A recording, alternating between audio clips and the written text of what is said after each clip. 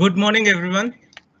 It's such an exciting morning, and we are back here with another episode of India's Admission Hunt 2020, first AI-powered career and admission counseling webinar series, with an exciting session on conventional education getting disrupted and the rise of online learning.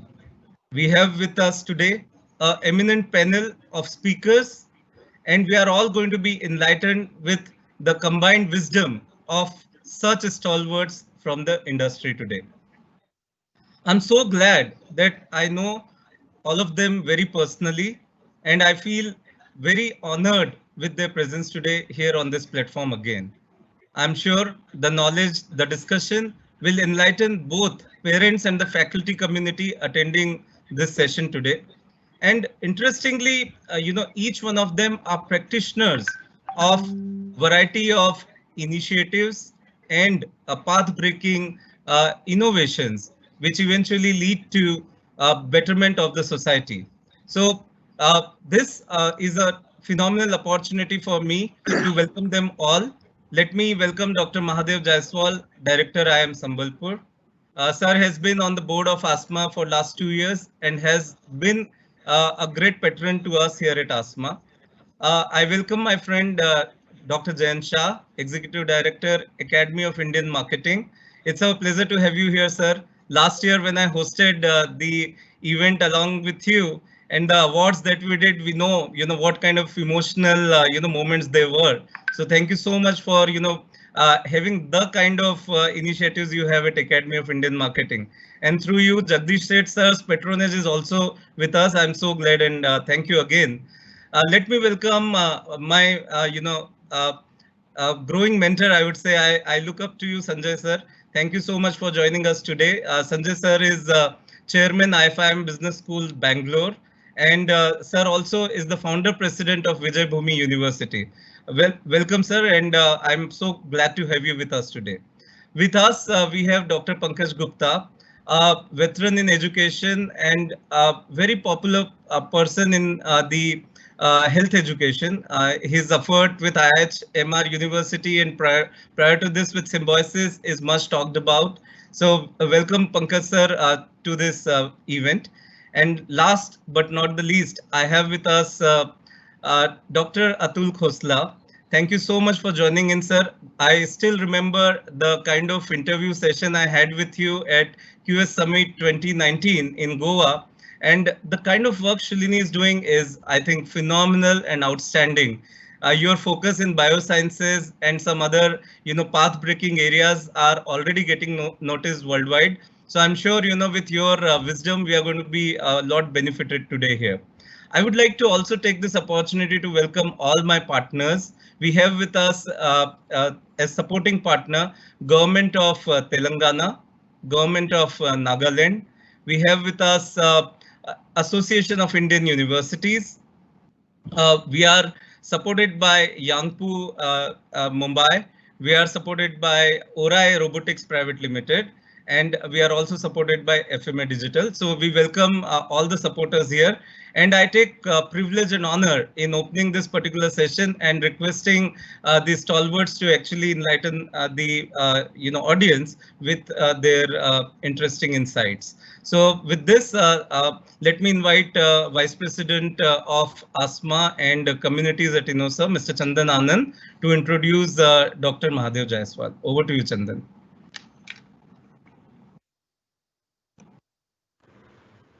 Yes, thank you so much, Rahul. So what a lovely day today and such a warm welcome to all our eminent speakers for the day. So it is my privilege to welcome Dr. Mahadeo Jaiswal ji. So with you, we'll be opening the keynote session for today. Just to introduce you, Dr. Mahadeo Jaiswal, the Director IIM-Sambalpur, is a Senior and Fulbright Fellow from Carnegie Mellon University. Prior to his role as Director IIM-Sambalpur, he was the Professor and Dean Research at MDI Gurgaon. Dr. Jaiswal was also the faculty at IRMA Anand. He has been involved in developing CMM for IT and ITS at Carnegie Mellon University, USA, and was also engaged in developing an e-business simultation game in partnership with Erasmus and Delft University, NL, as a part of European Union funded research project. His area of expertise includes startups and social entrepreneurship, digital platform innovation and governance, business transformation and contract management for large ERP and e-governance project.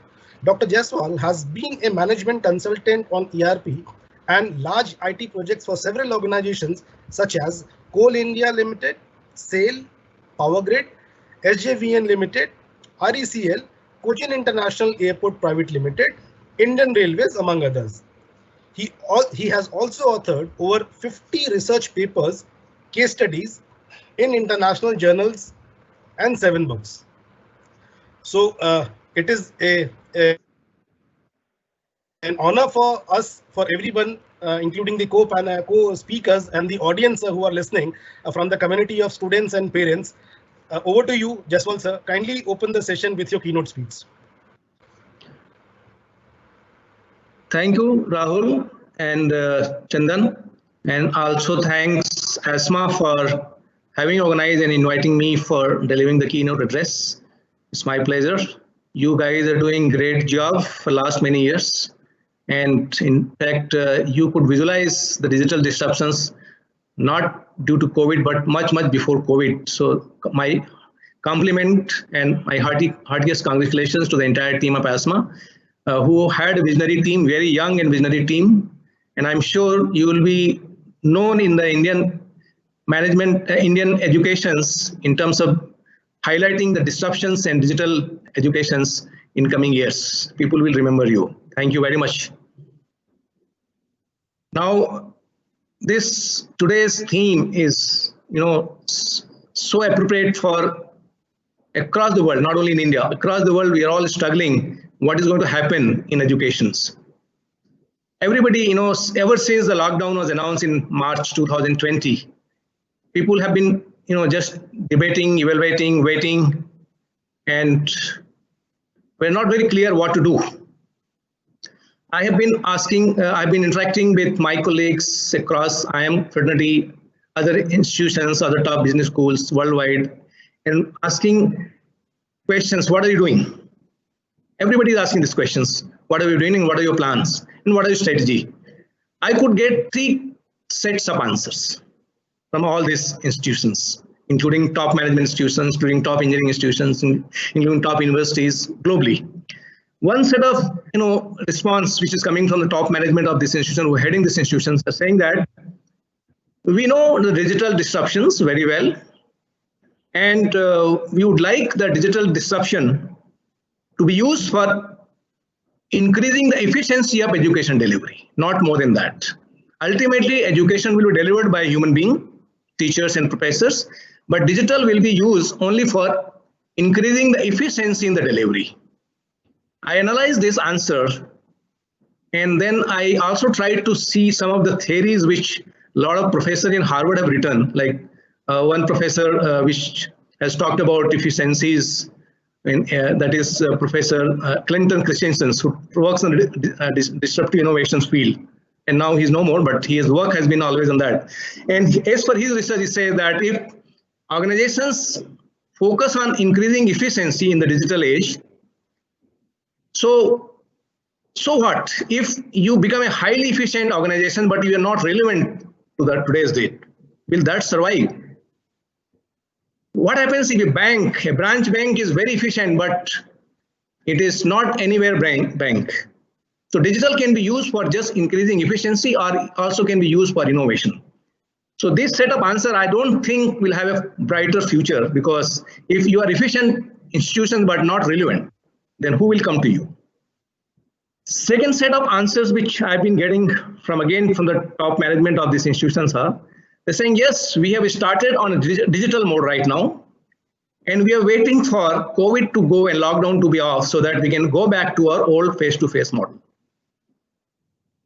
Now, my answer and my evaluation as a researcher is that if this continues for 2 years, then what will you do? You'll keep waiting for 2 years, the normal to come.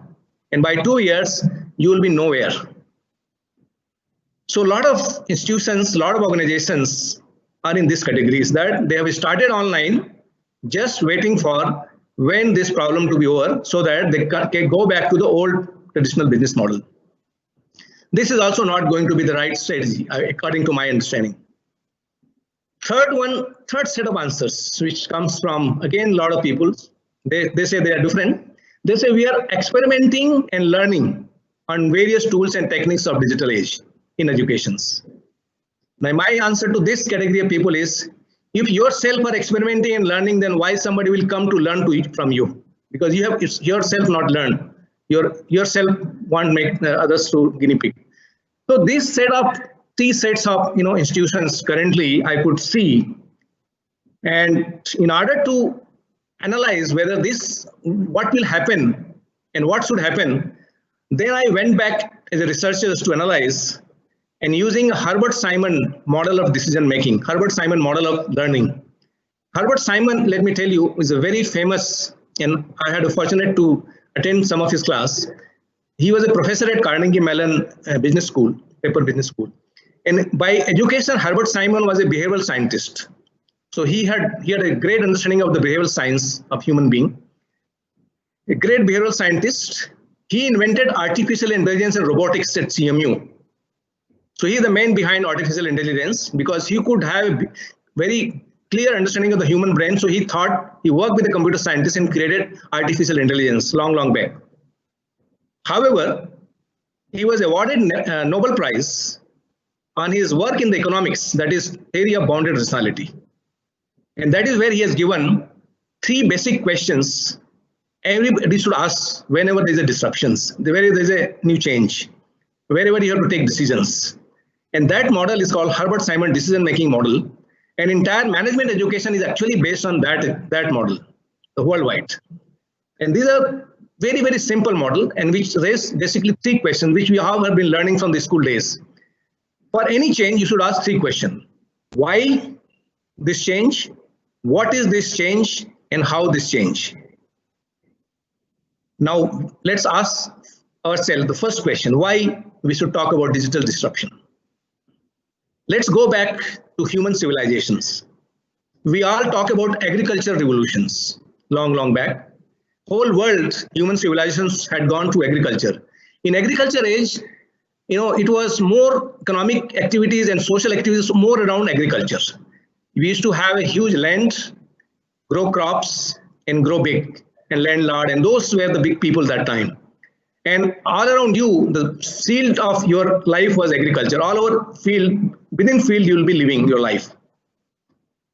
Then came industrial age. And industrial age means you have a large industry, steel plant, thermal power plants, you have entire coach plants, automobiles plants. And same time in the industrial age, we also set up large institutions, large campus, Harvard University, Oxford University, IIMs, universities, Calcutta University. So many universities were curated in the industrial age. And they also had a huge campus, huge physical infrastructure. Everybody will stay within campus and they will get educations, they will do research, everything's within the campus. So that was a model of industrial age. And now we are entering into digital age. Now tell me, can you apply the learning, can you apply the model of agriculture in industrial age? If you apply, you will not survive in industrial age. That's what India lagged behind. Because we could not shift to industrial age, we remain agriculture age. And therefore, when industrial revolution took place, India was way behind. In digital age, now everybody is the same level. And let's talk about institutions particularly. In digital age, all around you will be digital walls. And you have to live within digital walls yourself. Your life will be within the digital walls. And on the street, it will be digital assets, digital technologies, digital movement will be happening so that you will be remaining safe and you'll be learning, you'll be developing, you'll be doing all your activities. And that's what is happening today. Even just this webinar, we all are within the digital space. We are interacting, we are living within the boundaries of digital. And in this kind of age, so this is why it gives the question of why we need to change. We cannot apply the industrial age model. We cannot apply the industrial age infrastructure. We cannot live in those kind of campus which were built in the industrial age and say that no, let campus be operational as soon as the lockdown is over. I think that will be wrong estimations. We need to find out what should be the new business model, and therefore we should now go to the next question, that what is digital disruption?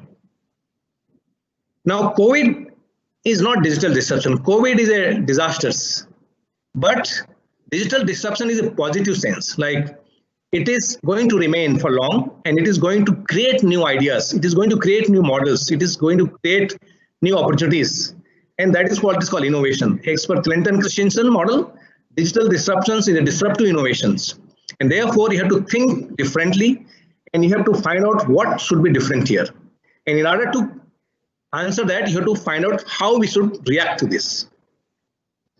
Now, as three kind of answer came from most of the top management of these institutions, none of them I feel is relevant. We have to reinvent three things, 3M. One is you have to reinvent new method of educations. Now, traditional methods is no more going to be relevant. Traditional method was that a student will come to my class and I will deliver my lecture. And then they go back to their home or hostel and they do their project. I think this method is not going to be relevant. They don't have to come to learn something which is already there in your textbook, something already there in the case book. They can learn themselves online. No need to have teachers for that. So what is the need for the teacher? Teacher and student will have to come together, not necessarily physical, maybe online, to create new ideas, to create new knowledge, and in business school to create new business, in engineering school to create new engineering opportunities or new engineering models. So that is where the method has to be evolved. The model of campus may not be relevant. We'll have to find out a distributed model where you can tap the market all over the world, not necessarily only within your country and within regions. You have to find out the market all over the world, and therefore you have to evolve the new model that how to deliver the educations. Maybe you can deliver remotely. Mode of education. So you have to see 3M, method, model, and mode. Mode can be hybrid, mode can be digital, mode can be anything, but it is not going to be the same what used to be earlier.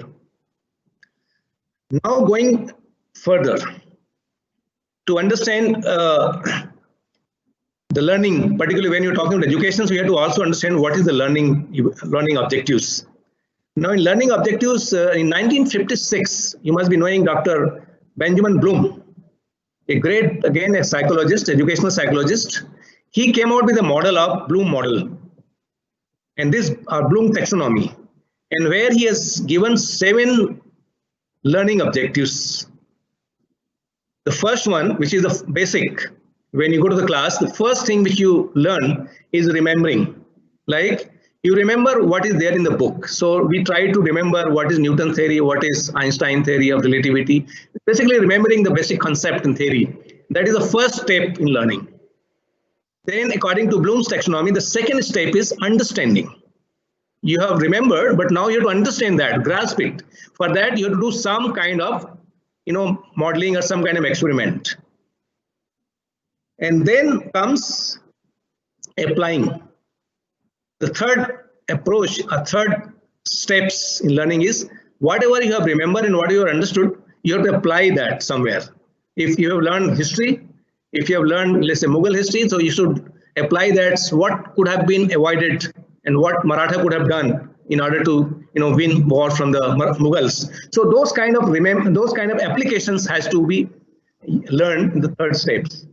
And the fourth step is analyzing. That now analyze this decision, that decisions, and multiple decisions. And then next learning objective, you can evaluate, and then evaluate which is the best one in that context. And the last, which we create new knowledge. That's also part of the learning. Now, if you see the traditional mode of education or traditional model of education or traditional method of educations, we finish our entire class in the first 3 steps. That is remembering, understanding, and applying. And some extent we go to very little analysis, and then up to some extent evaluating. but we hardly get into creating inside the class. I think that is where we need to change the model of learning methods, and we have to reverse this. Let's focus more on creating, because at least with the faculty members and students interactions, let's focus more on creating, and rest can be done online. Focus more on analyzing, evaluating, and creating inside the class, maybe digital class or maybe physical class, doesn't matter. And that is widely known as a flipped class. And that is what I've been talking about the last 2 years, that let's shift our entire education to flipped classroom, in which whatever basic concept, remembering, understanding, and applying happens, that can be done online mode. Not necessarily in the class, maybe off the class, anywhere, through mobile, through walking, through talking, through sleeping, or even interacting yourself with peer-to-peer. A lot of social media, in fact, technology can be used to interact peer-to-peer of the class all over the world, and you can learn these basic things. And when you come to class, you come with this understanding, and then focus on analyzing, evaluating, and creating. So that therefore you will be able to create assets in the class. If that happens, I think this mode of learning, which is a new mode of learning, which is a new method of learning, a new model of learning called digital disruptions in education, will become more interesting. Then you will not bother whether it's online, you will not wait whether the online should be over, because you are enjoying creating new things.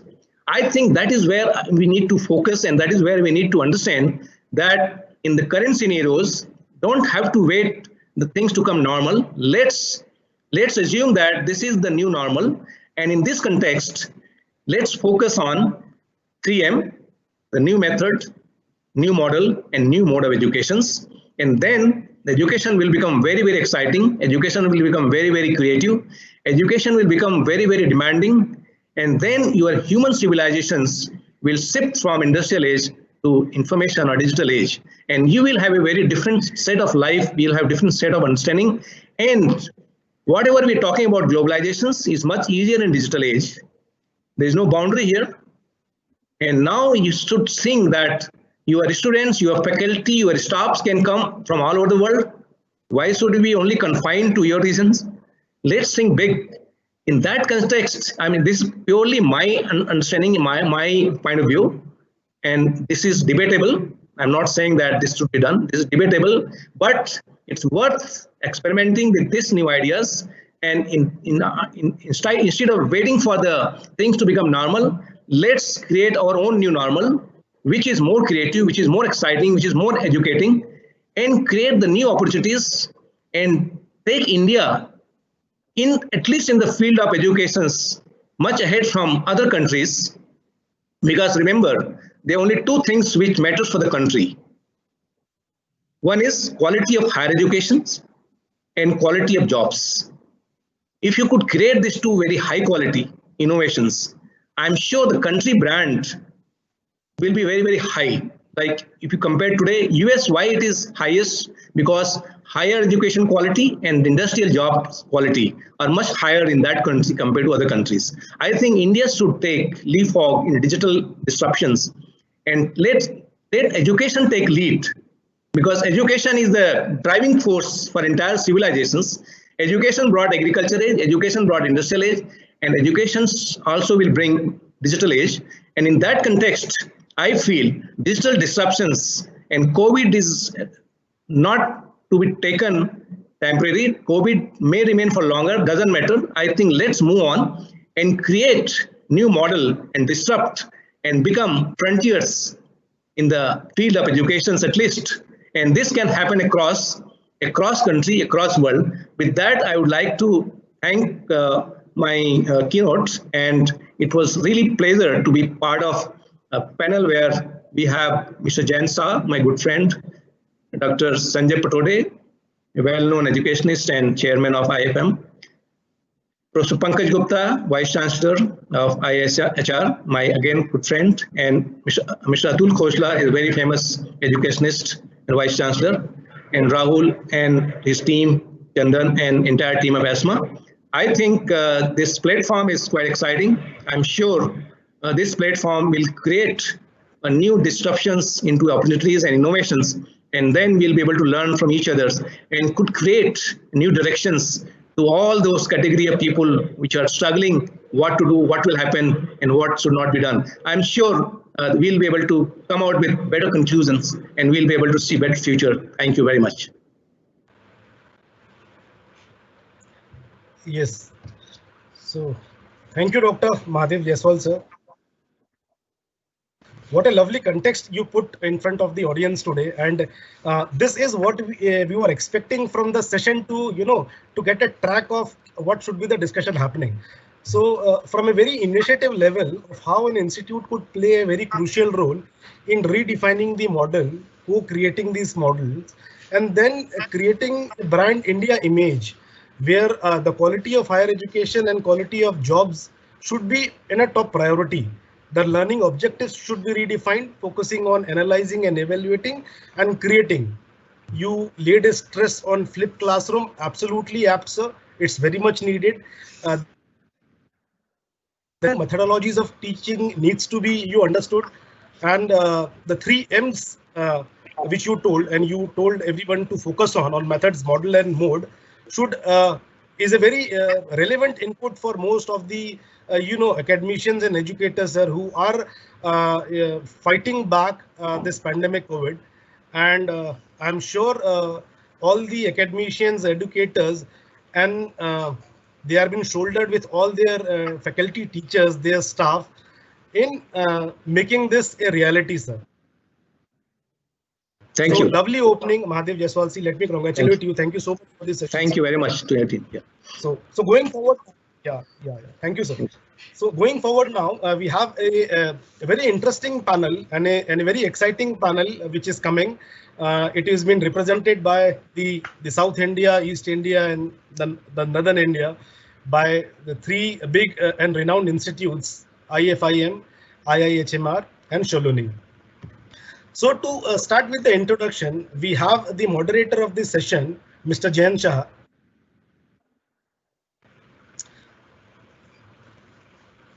He is the Executive Director, Academy of Indian Marketing, a consortium of management institutions offering management education and research activities founded in 2009.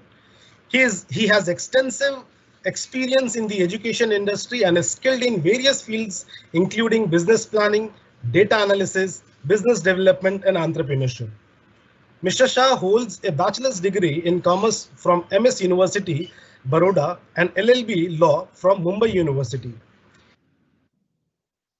He is also a CA and is an associate member of ICA of India. He was also associated with Alliance Universities as Deputy Director Marketing and Commerce. Welcome you, Mr. Jayant Shah, as the moderator of this session. The another panel for the day is an eminent personality, Mr. Sanjay Padode ji. He is the founder president, Vijaybhoomi University in an engineering, and is an engineering graduate turned entrepreneur. In 2019, he founded Vijaybhoomi University, India's first liberal university, which aspires to offer relevant and quality education and engage in high quality research in engineering, business, law, science, and liberal arts. Padode ji graduated from BITS Pilani with MSc Maths and B Electrical and Electronics Engineering. He is the chairman of IFIM Business Schools and is also secretary of Center for Development Education, a not-for-profit society which runs the IFIM Business School. He served as CEO at Religear Technologies from 2008 to 2010. In 1992, he founded Dataline and Research Technologies.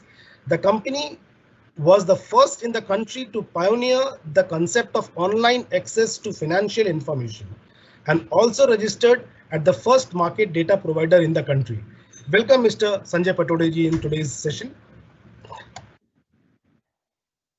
Our next eminent speaker is Dr. Pankaj Gupta ji.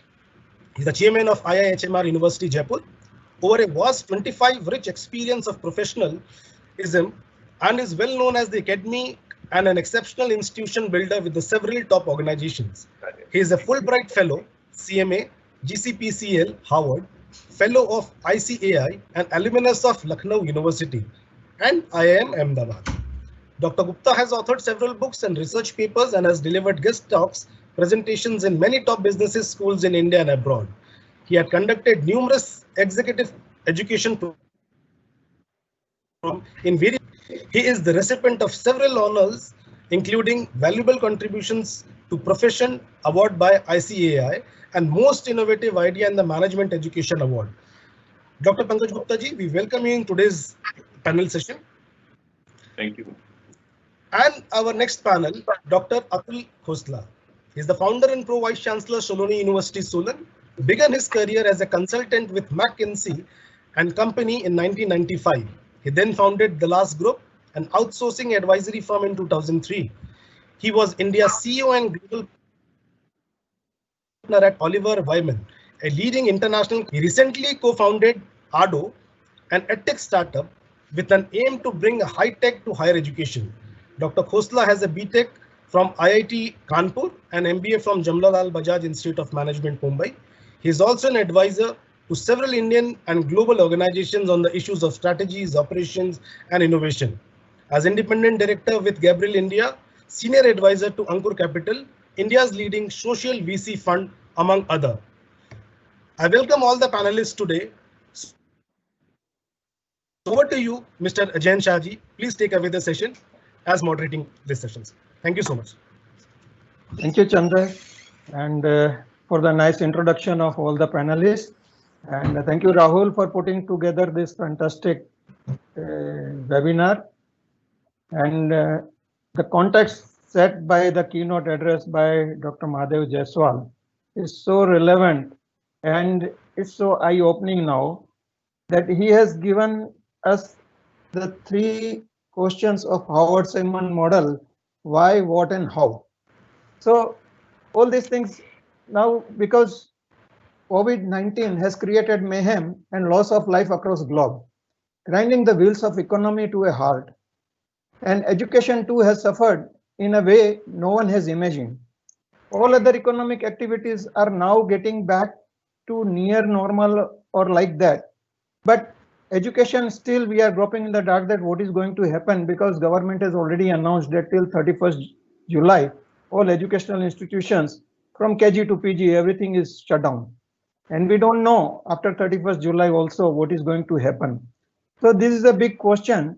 And that is what Dr. Jaiswal said, that why change, what the change, and how we should bring the change.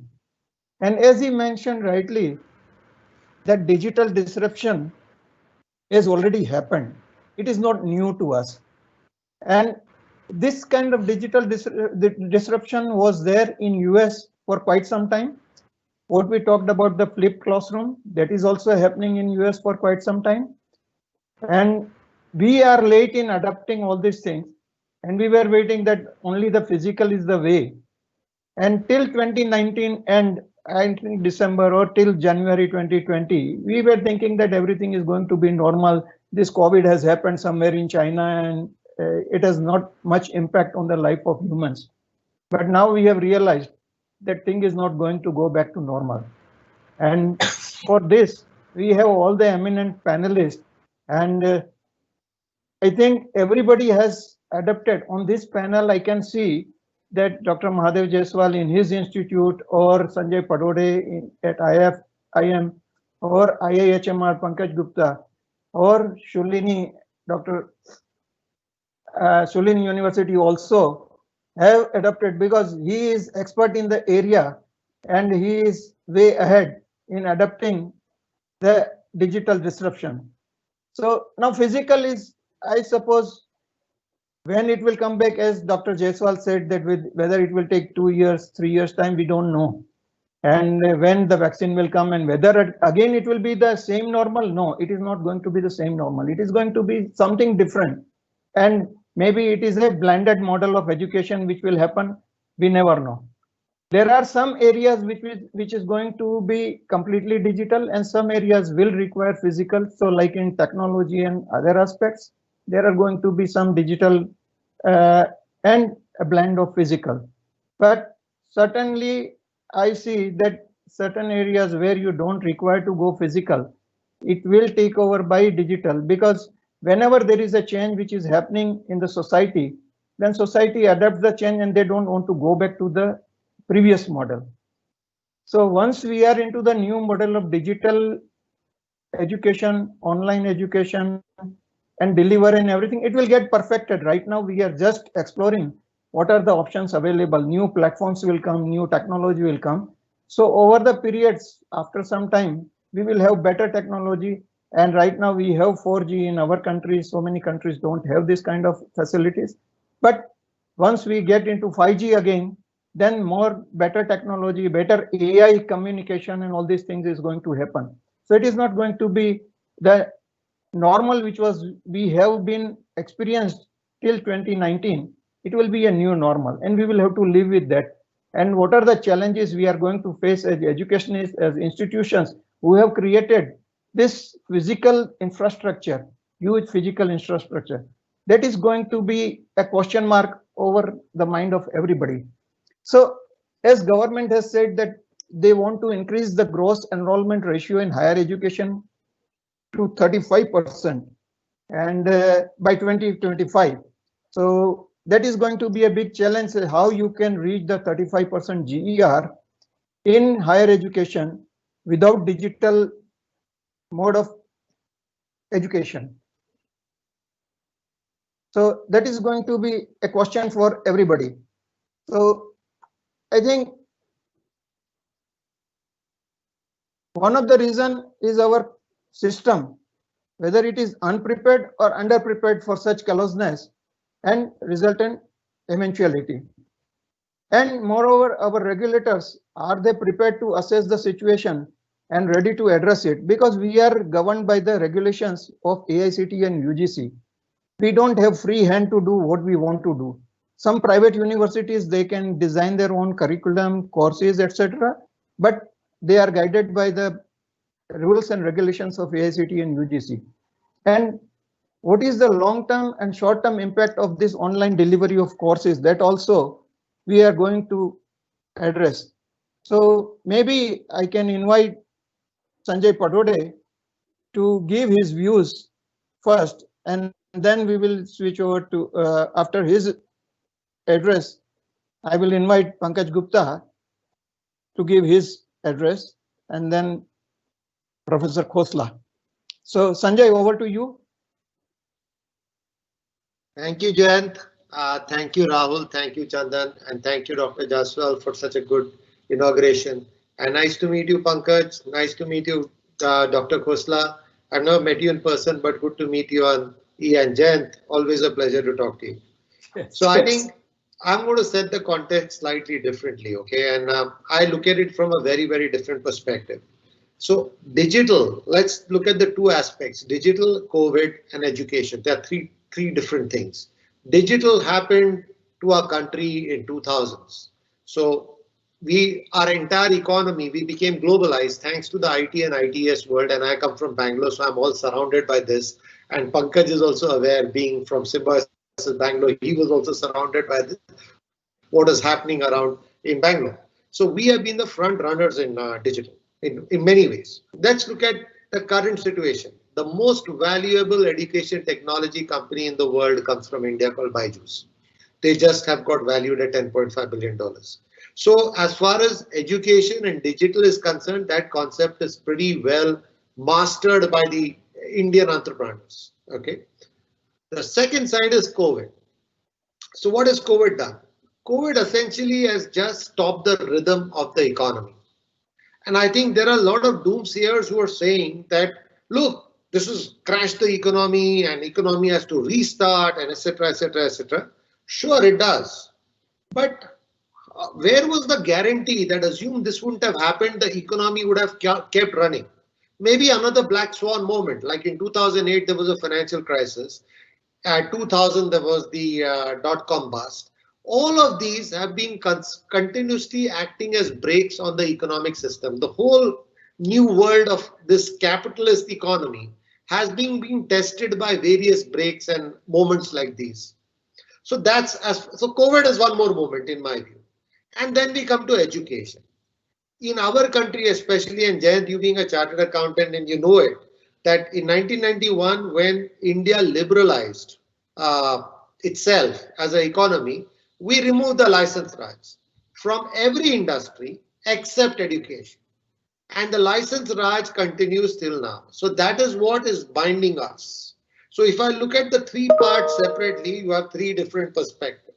Now, if I were to combine all this, it's just that we've got this 3 month of reflection space. And here is a black swan moment created by COVID-19 saying that 1.2 billion students cannot go to school or colleges. And then the innovation started going around in the various institutions, and the directors and the educators said, why not adopt the online media? And guess what? It just took about a few weeks for everybody to go online. So online was not something great. It was not rocket science. It was just that we attitudinally didn't adapt to it earlier. And now we have to adapt it in a forced manner. I think models are going to evolve. Faculty is learning how to teach online. There are pedagogical differences, but they will find their ways around that. Education has evolved. I mean, probably the oldest profession in the world, right from the day mankind was created. Since then, it has evolved, jumped all the technology revolutions, all the various ages, whether it be agriculture, Stone Age, Metal Age, agriculture, industrial age, digital age, whatever is going to come in the future, or Industry 4.0 as people are talking, which will be the age of robots, AI, ML, and those kind of things. So we will evolve, and there is going to be enough resilience to do that. But coming to the main question, why India is suffering? We are suffering because of the license Raj that we are caught in. Okay, let's look at simple thing. I yet don't know in the regulation what is the difference between distance education and online education. I am teaching online. My students are sitting home in their homes and they are learning. But when I say that I want to do distance education to reach out to other students, there comes a regulation which tells me, no, that is different. So I don't understand. Distance education is teaching through distance, which I'm doing by online. So why distance education is different from online? Third is how many people understand the impact of online? What is online education? So online comes in two forms. One is asynchronous and the other is synchronous. When I'm doing live teaching online, like we are talking today, I don't think there would be some elements of losses, because digital definitely has some losses. There will be some elements of the human emotional losses over the wire. But overall, I'm able to communicate, I'm able to express, I'm able to use presentation, I'm able to use a digital board and write, I'm able to do a lot of things. I'm even able to run simulations. Okay, so more or less, I've got all the tools that I need to teach available to me. So when I'm live, I'm live. That is your synchronous teaching. When I talk about async teaching, which is what we are talking about in terms of flipped classrooms, is you expect the student to basically read up, do some pre-reading, watch some pre-radios. Remember, understand. So go back to the Bloom taxonomy, read, memorize, understand, analyze, apply, and then create knowledge. Okay, the same set of stuff which I'm talking about. So that's the flipped classroom model. How do we basically put it all together and make it work? I'm very confident that we will attain it in the next 2 years. I'm not panicking at all. The only panic that worries me is the way the regulatory system is reacting. And they have their own challenges. So we had a typical university system, which is what our government universities are. Each one of those universities have 300 to 400 colleges under them. Each of these colleges have different fee that they have been charging and different target groups that they've been addressing. So there are target groups that cannot afford a computer at home, that do not have internet at home. And there is, in the same university, there are colleges where the students of that college can afford everything. Okay, so how does this university solve the problem? Because we are a socialist country and we have to ensure that we provide equality. Those are the challenges that the academic world has to address. Some of the solutions that I have is the more endowed colleges. Why don't they run their classes online and allow, means some of the colleges do not have the infrastructure to run, but with online there is huge scale. Any college that can run online should allow other college students to also attend. Maybe the university can think of that solution. Second is, many colleges and many institutions have done online exams. For example, IFIM, we have done 2 terms already exams and students have been progressed across 2 terms. Having done more than 3,000 exams, and it's not rocket science again, we were relying upon a service provider who did it. We run the GMAT is done online, the CLAT is run online. Most of the exams, competitive exams, are run online, so that technology exists. Why can't universities adopt that technology, and why are they in that mindset that online exams are more susceptible to cheating than exams which are basically happening face to face? We have seen BR of the world, we have seen the Vyapam in Madhya Pradesh, where people have jumped all kinds of proctoring that we have done, all kind of security that we have put into the system. Maybe there will be issues like that in online as well. And let's look at what the country is doing. When the country can put the whole banking system online and people can trust their money with online, why can't we trust examinations with online? I think these are some of the fundamental questions that I would like to also put to my colleagues in the panel, and maybe, start off a good discussion. Thank you, Jayant. I think we can go on to the next panelist. Yeah, thank you, Sanjay. Nice insights, and what you mentioned about all the details of going online. And there are so many courses available online. And the challenge is what you have mentioned is all about the regulation. Now, this is the only area, as you said rightly, that in 1991 we dismantled all the license raj, but still the education sector is controlled by the licenses. And unless and until AICTE approves or UGC gives you the permission, you cannot start a university. And under State Act also, when we are starting the university, you cannot expand beyond your campus, beyond the state. All these things looks like, in digital age, it is all irrelevant to me, it looks like. And as you say that, medical education is controlled by Medical Council of India, MCI. Law, you have a law college. So law is controlled by Bar Council of India. Unless they give the permission, you cannot start the law courses. But anybody who is going out of India, if I go to, for medical, we are going to China, we are going to Russia, we are going to, countries like USA, UK, we get the degree over there and we come back over here and they say that you have to appear for one additional exam and you can practice over here. But if you don't come to India, you can practice in UK and you can practice in US. Nobody bars you after you have earned your education. Same way for law. If we have earned our law degree in US and UK, it is very much relevant in India. So why these institutions are controlling our education system and the way we have to function, they decide. They never talk to us that what is required. They never talk to industry what is required, but they guide everything and control everything. So I think it is the time to challenge all these things. And very nice discussion on this part. We will have more answers, I suppose. So maybe I can invite now Pankaj to give his address. Pankaj, please.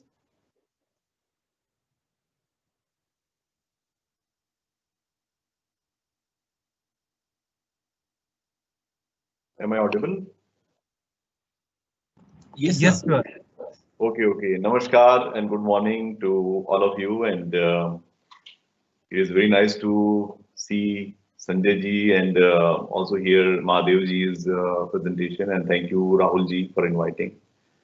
Jayant ji for the very nice introduction and also summarizing very well the discussion by Mahadeo ji. And also nice to meet Atul ji and all the distinguished speakers and attendees who are here. So thank you very much. I really appreciate and feel grateful for this opportunity. I fully agree with what Sanjay ji has just mentioned. And I believe that we need to find and what 3M model, what Mahadeo ji was proposing and also talking about the why, what and how. These are very relevant questions. And also what Sanjay ji mentioned, that there is nothing new. It is always there, but just that the situation has come that we cannot delay the system or the transition any further. So it is anyway an idea whose time has come now. But again, we need to understand that how long this corona will go on, and in that way, what should be our strategy. And also there are certain courses which are better taught in an online mode. And what Mahadeo ji was also sharing, that why a student should come to your class. If the things are available on Google, online, other thing. So teacher also have to reinvent themselves. and also not like just teaching in a boring way with PPT and this and that. Nowadays, even in digital classrooms, we have the system by which you can give the free reading, you can send the videos, participative games, simulation and everything. And this also you can monitor that which students are watching video, how much they have seen it, and after that you can always have certain games or some evaluation quiz or something like that. So that before you handle the next class, you are very well aware that what is the preparation level of your students. And accordingly, you can always customize that way. When I was in IIM Code, then we used to always wonder that we have given the case, but how many of them have really prepared the case? But now with this online system and other things, now we know very well that what to expect. But the role of a teacher again plays a very important role. And as also what Jaiswal was sharing, that the quality of higher education and the quality of job and how we move up the value chain. It is nice to say that, okay, we are IT superpower and the thing. But again, what Sanjay was sharing, that a very bright example of Baiju, that now more than $10 billion valuation. I know that when I was in Bengaluru, he was running a coaching institute in Mangla, which Sanjay ji can also must be already knowing. And from there to this level, I believe the very passion of Baiju towards that is very important. Now, currently, my 2 students from IMK, they are running his business. And, these are kind of very inspiring ideas. I think more and more teachers would like to take it forward. But one thing which I would like to say that, as I've been always sharing, that one are the courses of Vidya and one are Avidya. When we talk about the Avidya courses, which can be easily replicated and done without the need for a practical teacher or a guru kind of samvad. So those are very good. They should be very much welcome to be done through the online mode. And this is a great opportunity for us. But certain courses which are more of the soft skill based, it is difficult to teach somebody, ethics or soft skills, compassion, the values and so on, which are also very, very important in the success and also as we move up the value chain. So there again, the role of a teacher will always be there, but the methods we have to always change. And another thing, what Sanjay ji was also sharing, that there are 3 kind of models. One is like totally online, like this live model. Second is like a totally recorded model, but that will not create the excitement. And of course, when this distance education was promoted, then people were sharing. This DC was, SIM mode, self-instruction mode.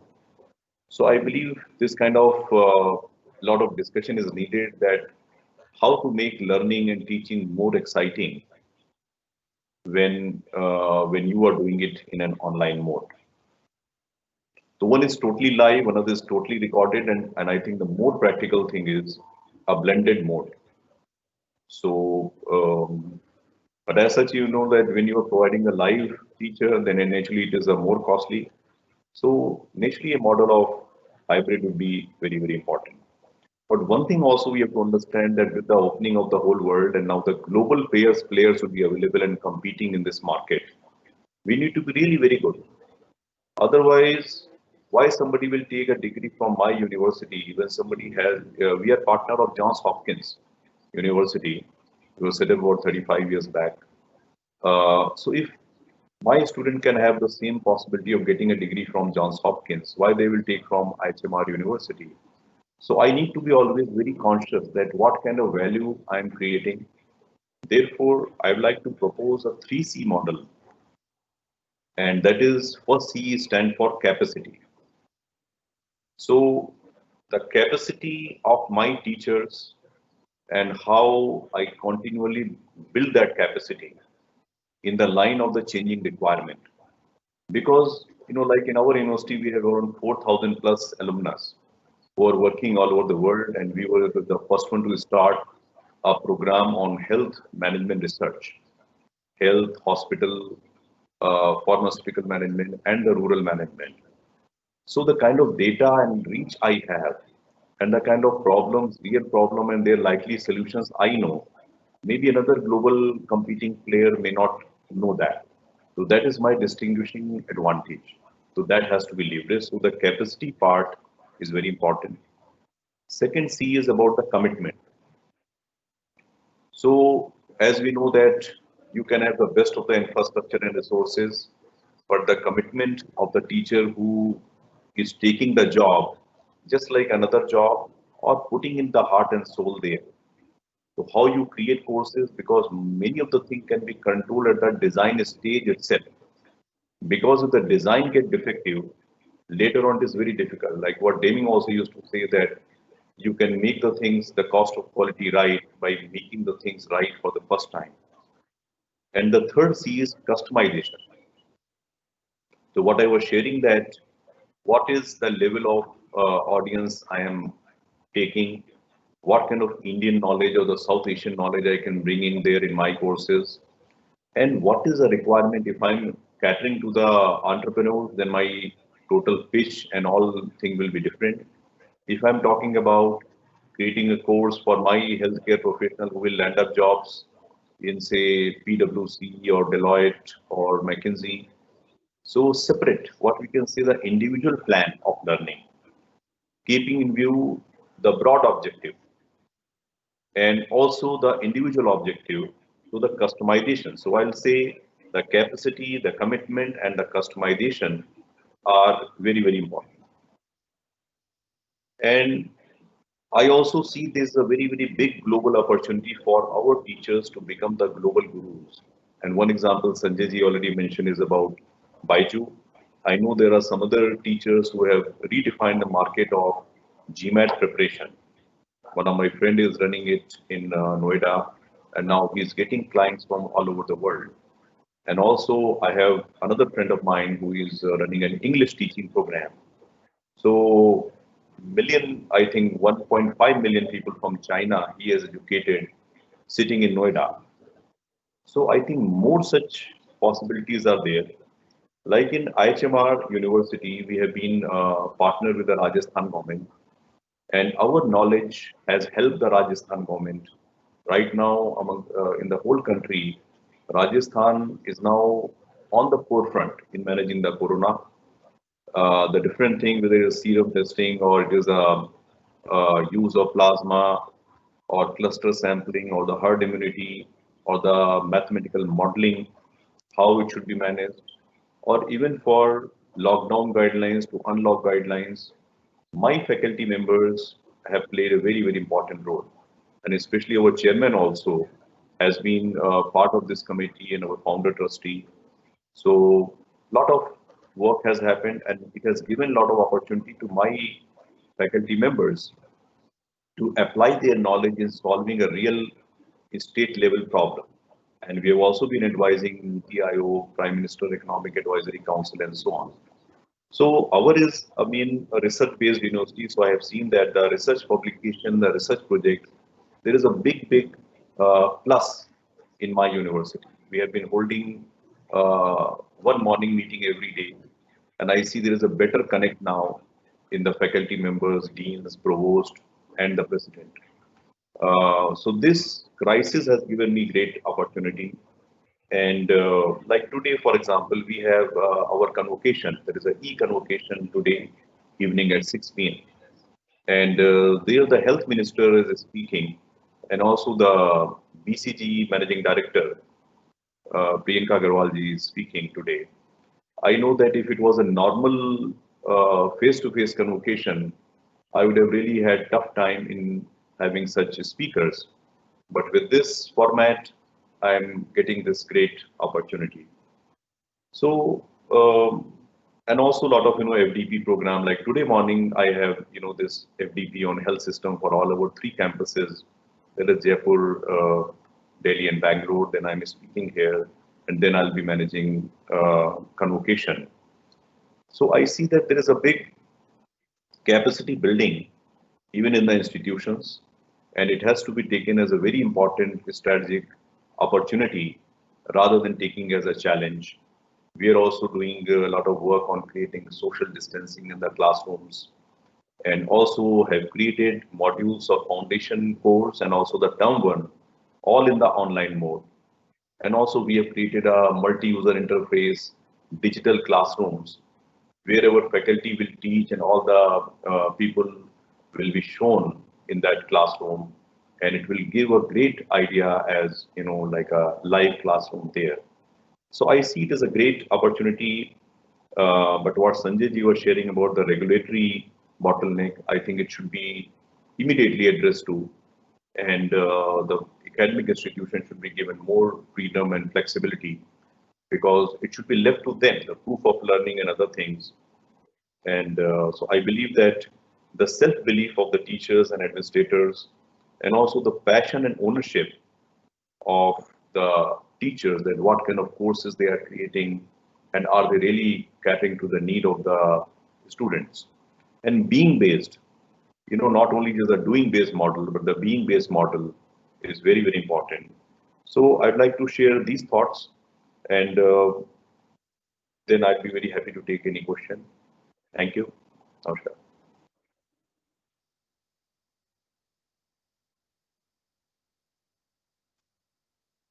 Thank you, Dr. Pankaj, for this insightful talk and sharing all your thoughts.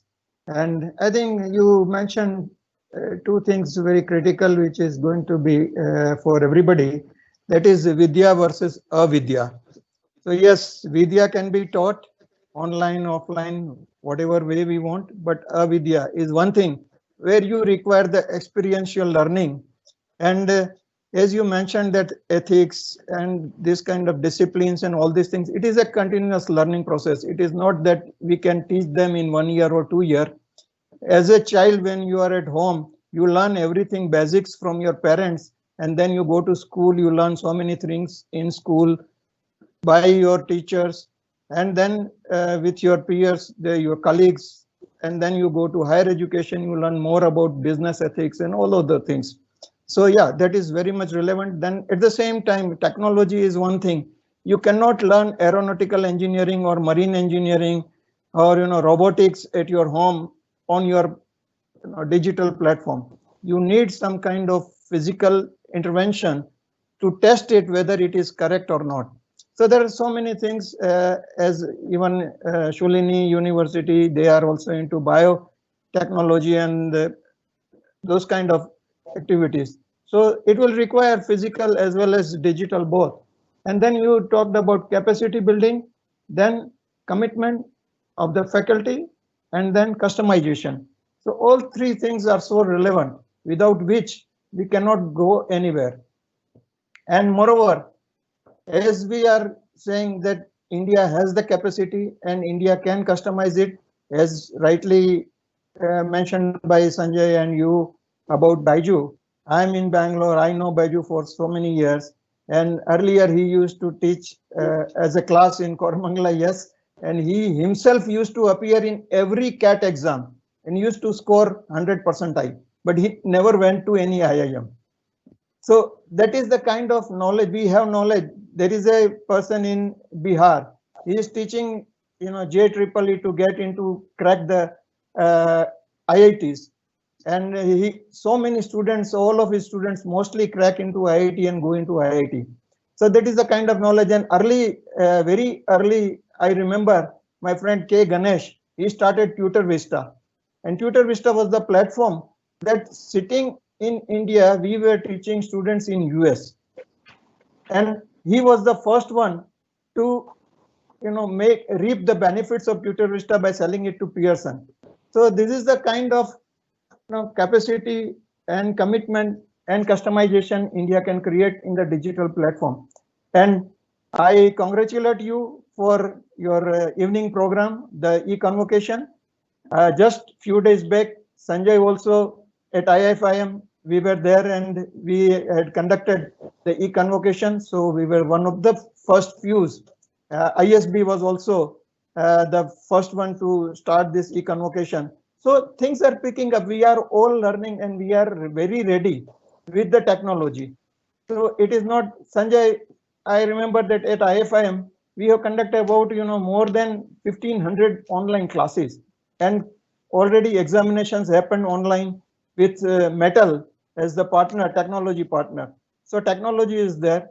Only thing is our commitment, whether we are ready, whether we are open with the mind, and how quickly we want to move into the space. That is going to define our future. So I think that is the way. And your institution, they are into very uniquely positioned. You are also, I suppose, you are in the top 100 of NIRF ranking. And as this AICTE has and UGC has mentioned that they are going to allow online degree courses to the institutions who are into top 100 NIRF rankings. And then there is a NAC cutoff rank also. So maybe that is what is going to happen. And if we are going with the online degree courses, what is the future of these physical universities, physical classrooms, physical infrastructure? All these things will raise more questions for us. So I thank you very much for this insightful talk. And now I will move to Professor Atul Khosla to deliver his talk, and we will learn more from him way forward, and then we will have more questions and answers from you panelists. Thank you. Thank you, Pankaj. And thank you. Dr. Atul, the platform is for you. Please. Good afternoon to everyone, and thank you very much, Jayant sir. First of all, I'd like to thank ASMA. I've been through multiple webinars, and I can tell you, this is amongst the best discussions I've seen. And I'll truly like to congratulate Dr. Jaiswal over here, one of the best speeches I've heard on online education. So, being the last is always difficult, and I've got so many great people who've spoken before me. So I'm sort of sweating a little, I'm nervous, and it seldom happens to me. I think that just shows the quality of this panel. So thank you, ASMA, for this opportunity. So I'm going to speak a little different. I've always been a revolutionary, and I would speak about the big disruption that I believe will happen and can happen. So let me first build my case by saying there's a reason why disruption happens. There's a reason why disruption happens because there is a pain in the system. So let's go back and look at other industries where disruption has happened. Let's take the classical example of Uber or any other similar platform that sort of emerged. It happened because there was a big pain, taking taxis around, and disruption happened. So disruption happened in taxis, it happens in retailing, it happened in many different areas. And I think that's the point that Dr. Jaiswal was making of the digital age. But it never touched education. And the fundamental question we have to ask ourselves, why? So education, or higher ed especially, is sort of the old elephant and the old dinosaur that never changed. And the answer actually is very simple, which Sanjay put forward. Regulation hinders innovation. So the reason why innovation never happened, or happened in a very slow way, and that's, by the way, also true for financial services. We're only seeing fintech happen now, is because wherever there is high regulation, you will not see disruption. So many of us were talking about disruption in education. I've been talking about it for the last 7 years, and we've done a huge amount of change at Shoolini, but it never happened. Parents never wanted to disrupt the way education was happening, neither did students, nor did faculty. But then COVID came. Wow. So that was the reason for disruption to happen. So it's accelerated the disruption. So what we're doing right now is experimenting, and I disagree with Jaiswal sir. No one really knows what the answer is. No one knows what the business model is, but we're in early stages of experimentation and piloting. But one thing is very clear, that the way education was happening in the past ain't going to happen again. So 3-4 things which I'm going to talk about as I lay my thesis over here. The first is a little bit on the model, and why were Harvards and Oxfords and the IIMs and the IITs created, and what was their role in society? Why were they built? And the answer was very simply, they were built to create knowledge, and they were built to have a very deep impact on the community around them. So let's have a step back and say, what has Stanford or UC Berkeley done? They built Silicon Valley, right? What has Princeton done? It built the New Jersey healthcare corridor. What did MIT do? It built the telecom corridor out there in Boston. And that was a big role that these big fat universities played. But why were they big and fat? And to me, the answer was very simple, was because knowledge can only happen when collaboration happens. A large number of people have to come together to build ideas and create knowledge. And the only way to build knowledge in the industrial world, as Mr. Jaiswal, Dr. Jaiswal pointed out, was actually to build big fat universities. But now let's look at the challenge and let's look at the irony. We still continue to build these big fat colleges, big fat universities. I'm sure we're all very proud of our great campuses. You know, I was looking at IIM Jammu, you know, this big video they created, and they're saying we have 1,000 acres of land and very sexy 1,000 crores spent. And I was laughing and telling myself, please, government, rethink what you're doing. You are the thinkers, and you are the, the IIMs have to be the guys building new models. But, hey, we are going out and building again these big fat models. So what's going to happen?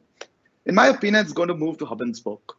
There will be a value to learning on campus, as Pankaj said, but it's not going to happen the way it happened in the past. It's going to happen very differently. So possibly it's going to be hub and spoke.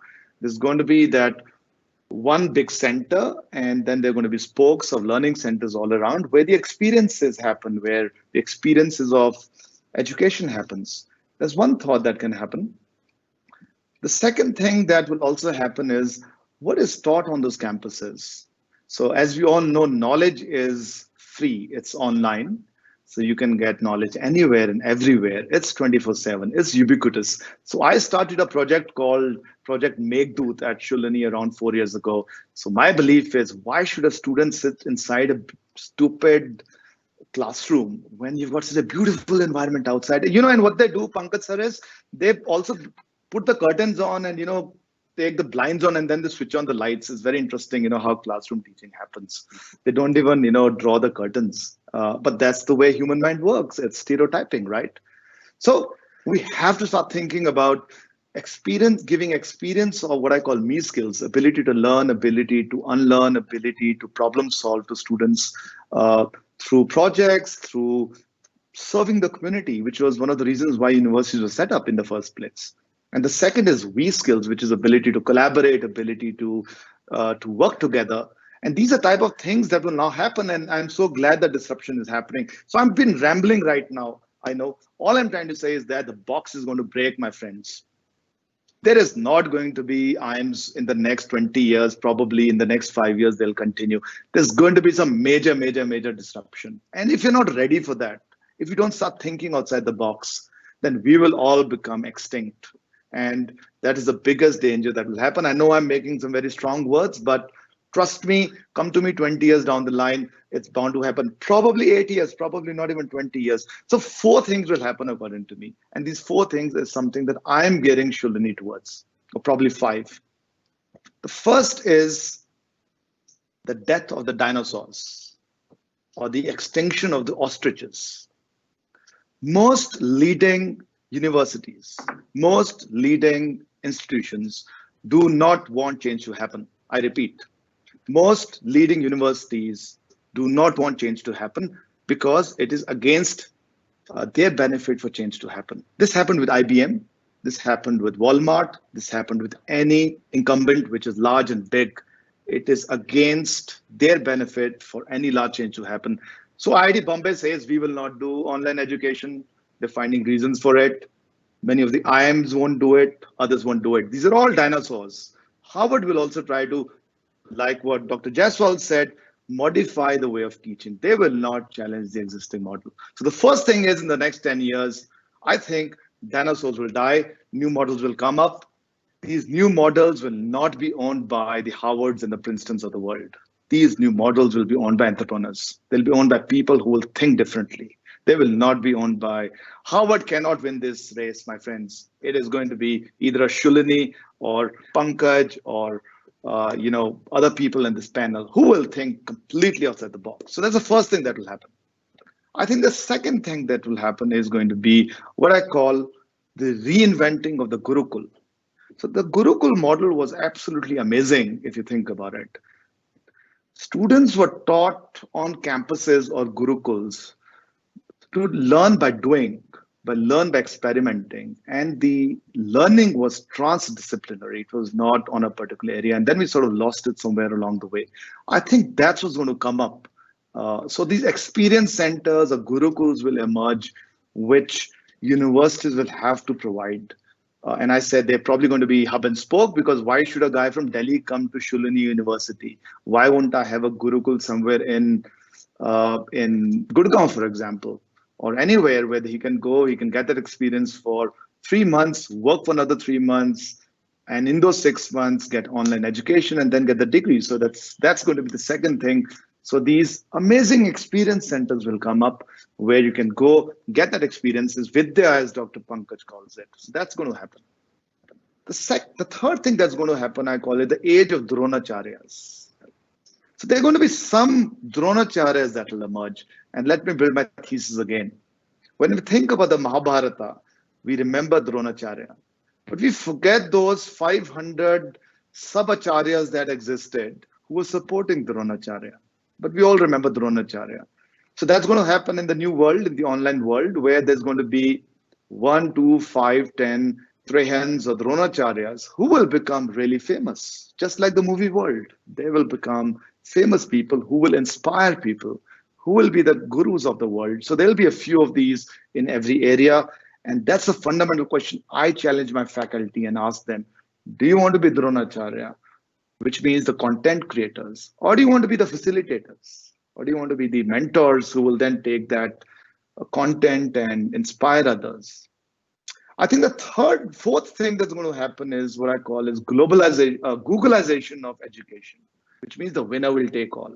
So we won't have these 1,000 universities in the country. There's going to be some major consolidation that is going to happen. This happens any industry that goes through this disruption, and it's going to happen to the higher ed industry. And finally, the role of universities will have to move towards very deep research and innovation. That was really the purpose, guys, we were set up for. And we somewhere along the way completely forgot about it. And we got into teaching students. So we'll have to start talking about value that we bring to the community. And I'm going to talk about IIT, and I know I sometimes talk very revolutionary stuff, but I went to IIT Kanpur, and I'm going to fundamentally ask this panel today, what has been the role of IITs in nation development? I think it is absolutely zero, apart from making middle-class people like me rich. Let's look at IIT Kanpur, my alma mater. Kanpur was an industrial town called the Manchester of India, or the Manchester of the East 50 years ago. Today, it is a dud town, it's a dead town, it has got nothing, no one wants to go there. Whose role was it to make Kanpur a great city? I think IIT Kanpur failed, IIT Kharagpur failed. Does Kharagpur have any innovation anywhere happening apart from IIT Kharagpur? What is happening in and around Powai? Is it driven by IIT Powai, or is it driven by Hiranandani? Or what's happening in Chennai or Delhi or anywhere apart from a few startups? So we as a university have fundamentally failed the organization. Why are we building this big fat campuses and building big roads around them, building big fences around them? We are not allowing, I would say, confluence of ideas to happen. There is no villager from Kanpur who can enter IIT Kanpur or a town and get inspired. It's stupid. Anyway, the point I'm trying to make it, what COVID has done is it's going to make us ask these fundamental questions. How will education be delivered? Online will disrupt. In the near term, because that's the question over here, I think all of us will have to adopt online in a very, very sizable way. I will, if there are academicians on this panel over here listening to me, I would say do 3 things. First, in the very near term, make sure that your teachers completely understand how to deliver online. The pedagogy is very different. You have to deliver it in a very different way. They also record it, by the way, and your nana, nanis, dada, dadis are also watching a lecture. So please make sure you're prepared. Adopt technology, right? So that's a very near-term thing. You might want to align yourself with some MOOCs platform. There's some phenomenal stuff happening at EDX, Coursera, Udemy. I don't like Swayam, but that's a different discussion. So that's very near-term. In the medium term, I think you have to start rethinking about your infrastructure. Infrastructure, do you really need classrooms? Do you really need labs? What type of infrastructure do you want to build? I would rather invest in gardens. I would rather invest in open spaces. I would rather invest in inspiring places in campuses. And that's what I'm doing right now. I'm building 50 tree houses, which are going to be incubation huts where students are going to come and they're going to sort of plug and play and create new ideas and create new businesses. And the third thing I think which all of us have to start asking ourselves is the future of higher ed education. I don't know the answer right now. I just posed a few questions, but it's not going to be the way things are done today. And the guys who are able to adapt are going to be the winners, and the guys who are the ostriches are going to become the dinosaurs. Those are my thoughts. Thank you very much. I'd love to answer any questions.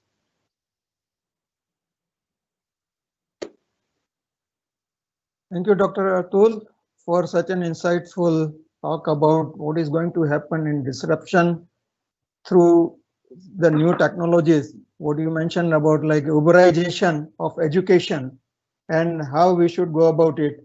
And your project Meghdut, it is, I think, inspired by the almost like 100-year-old institution called Shanti Niketan, which our Rabindranath Tagore had set up in Calcutta.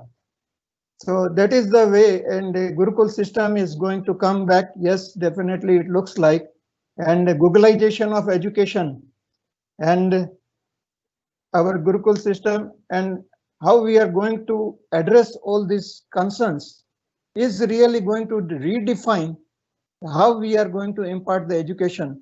As you rightly mentioned, that physical infrastructure versus digital infrastructure. So that is going to be the key. All physical infrastructures is going to become irrelevant. And digital infrastructure, are we ready for it? Have we invested properly into digital infrastructure? I think answer is only for few institutions they have started investing, but not in a major way, because we never thought that digitalization is going to happen in educational institution. And we were relishing on our legacy of physical education. As we know that education, MBA education, which started only after World War II, and that became a major force to drive the industries, because at that time the change was happening. Before World War II, the automation and factory system was not so prevalent. But after World War II, factory system came in, people didn't know how to run a factory, and we were producing only the engineers. And engineers didn't know what are the basics of management. So we started MBA course to train these engineers to become a general manager or manager, that kind of thing in a factory, to run the factory properly and manage the whole factory as a business and not just doing the production kind of things. So this is what is going to happen in education system.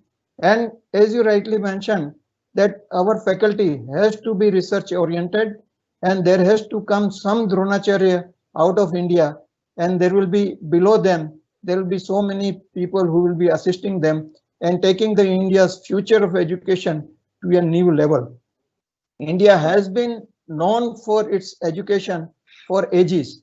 We had the best of universities like Takshashila at that time and Nalanda University, and millions of granths or books were written at that time, which nobody had that kind of knowledge in the world, and it was destroyed in the process.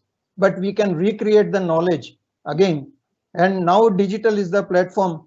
So anybody who wants to destroy the knowledge, it is not going to happen, and we can create and keep the digital knowledge for the access of each and every strata of the society. So it is not going to be that who is the person who has the wealth, he can get the education. In earlier times also in Gurukul system, anybody can go to the Guru and seek the admission to the Gurukul and get all the education from that sant or sage or whatever we call it. So this is what is going to be the future of education right now. It seems like, after talking with all three of you panelists and the experts keynote by Dr. Jaiswal. So let me put some questions and maybe we can have some more answers on that. So my first question is, what is the role and responsibilities of our institutions in terms of mode of delivery? Are we ready to invest in IT infrastructure like we have invested in physical infrastructure? And second is, can we standardize the LMS? Like, course, curriculum, everything is standardized. And the faculty take the reference of those books and create their own knowledge around that book. But there are reference books which is available and that becomes the standard. So can we standardize the LMS platform and online delivery modules across institution? And how accreditation or assessment body will evaluate the same and give points for NIRF or NAAC? So maybe anybody can reply this. Yeah, after Sanjay, I'd like to pick it up. Please go ahead. Yes, Sanjay. So first of all, Jayant, I don't think we should go back to the dinosaur age of trying to regulate and telling people how to use a LMS, how to evolve curriculums. I think the whole concept about Uberization and Google in the digital economy is about giving the power to the consumer than to be with the producer. So I have one fundamental question that I would like to ask all the educators. Who the hell in the world gives you the right to actually state that you are owning education and you should impart education in a particular way? This right is given to you only by the government license, not by the people who want to learn.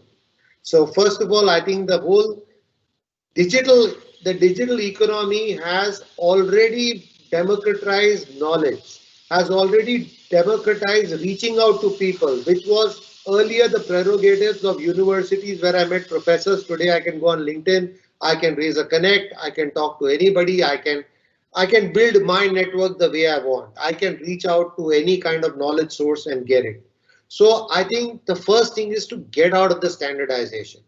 Even the standardization of awarding degrees has to be dismantled. We should consider things like stackable credentials. We should allow a learner to take, like if Shoolini is offering a particular course good in biotechnology, then my university student should be allowed to pick up credit from Shoolini. Somebody should be allowed to pick up credit from IIT Kharagpur. Somebody should be allowed to pick up, because as a single university, I will never have the ability to provide the best faculty that a collective group of university or educational institutions can provide. And by democratizing, I mean the learner should have the opportunity, should pick and choose the source where they want to pick up their learning from. So I think I'm completely anti-standardization. I'm completely anti-NIRF, because NIRF to me is like, creating a national Olympics in India and telling them that if you win a gold medal, I'll give you a railway job. And that's the reason why in India, we don't have people who are running and winning gold medals in the Olympics worldwide. So we have this tendency of creating ranking systems within the boundary of India, and people go about tom-tomming, hey, I'm the first in this ranking system, but that doesn't make sense because globally you're nowhere. And the first guy to enter in the top 50 is yet IIM Bangalore, and rest of the IIM struggling to get in there. So I think we have to get out of this standardization and creating redundant regulations. I think it's best with the democratization process of digital economy, allow people to take head on the global market forces and prove their worth. And like Atul said, I think allow the entrepreneurship to prevail. There has to be a concept of academic entrepreneurs that has to be created in our universities. Our faculty should realize that they're just not teachers. They're supposed to be people who are supposed to add value to society in terms of creating knowledge, in terms of enabling students, in terms of enabling society. So I think the responsibility of educators is broadened, and we have to allow, we have to dismantle regulation, not constrict those responsibilities, but allow them to be burdened on the heads of educators. Automatically, market forces after that will ensure that quality of education goes up and people start delivering their obligation. This is my view on that. Thank you, Sanjay. Anybody would like to add to what Sanjay has spoken? Yeah, Dr. Atul. Yeah. Hello. So can I go ahead, Pankaj? Go ahead. Okay. So I fully agree with what Sanjay has said, and I've been in touch with Sanjay since 2008 when I was in Symbiosis Bangalore, and I really like his idea of the academic entrepreneurs, and I have been also discussing with him that, the way the Infosys was created, it is also, the kind of people came together and created a great company. I think it is also an idea whose time has come, because managing any institution, even in a government setting, it requires a different challenge, or even in a private setting, different things are there. So investment in IT, I think it is a writing on the wall. And also, I also agree with Sanjay ji that LMS standardization and all, that is not going to serve any purpose. And what Atul was sharing about collaboration, and so I think a kind of like the way we have Universitas system, U21 Global, and they were also created because of this need. Say, for example, if somebody want to study something on health system and healthcare management, there is no need to reinvent the wheel, because the IIHMR is there. And now some AIIMS and other colleges are also talking to me that can you create some courses which we can run in our MBBS and MD programs. So I think in this way, creating those clusters and creating those centers and serving more people is very important. And again, I'd like to share one thing about this Dronacharya. So one is Dronacharya and creating a set of Acharya. But the role of Dronacharya is also to create more Dronacharyas. Because, because the job of a leader is, not to just be sit in the chair, but also create a clear mindset and a clear roadmap, do it and move on. And also this MOOCs and other courses are going to create more and more eklavyas also, who will just, learn, they would have not have seen the Dronacharyas, but, they will get inspiration and do a lot of things. So that also create another opportunity for a lot of academic entrepreneurs to convert their Saraswati ji into Lakshmi ji. It is not my term, but my mentor, Mashelkar Saab, when I was in Symbiosis, he shared this term that you should know how to convert your knowledge and Vidya into Lakshmi ji. So one more thing I want to share that these days, as we are struggling with admission numbers and a lot of different challenges are there. So we started a new initiative to reach out to the parents also. So we've been holding meets with the students, web meet, and also with the parents. And whatever other webinars we've been doing, we've been sharing that information. And our admissions are almost full. Only 6 withdrawals have taken place so far. So that also I just thought to share, sharing in that open and transparent manner, and sharing with them that there is nothing to worry. So I just thought to share these few thoughts. Thank you. Thank you, Pankaj. And Dr. Atul, you would like to add something?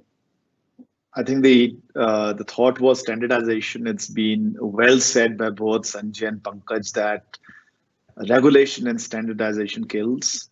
So we should let a million flowers bloom and let the best flower blossom. I think that's the best way to do it. I somehow like NIRF, Sanjay, and the reason I like NIRF is because I can't change the system as of now.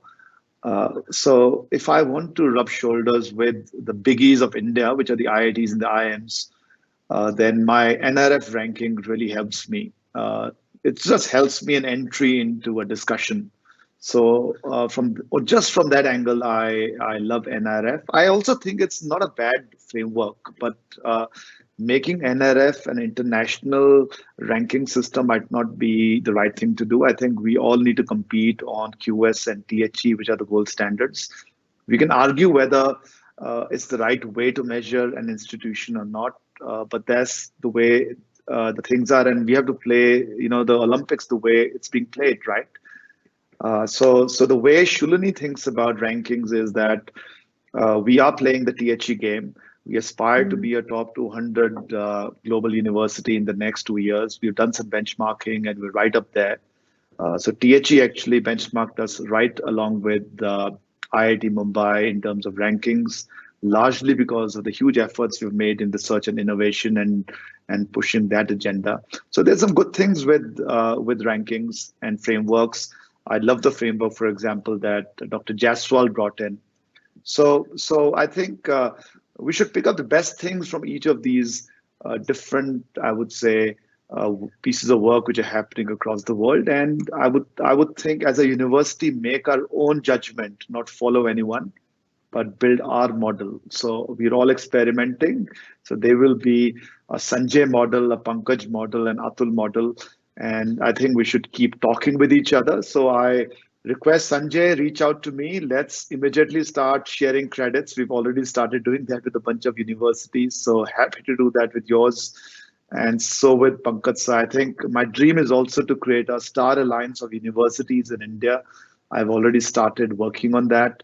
Again, if there are academicians across universities, reach out to us and let's build a network. We don't have to do it aligned with the government. The system gives us enough flexibility to exchange credits, to do things in a collaborative way, collaborate around research, collaborate around technology, collaborate around best practices, learning, etc. So I think let's just make it happen. And COVID gives us such a wonderful opportunity today to just interact with each other, like what's happening through ASMA today.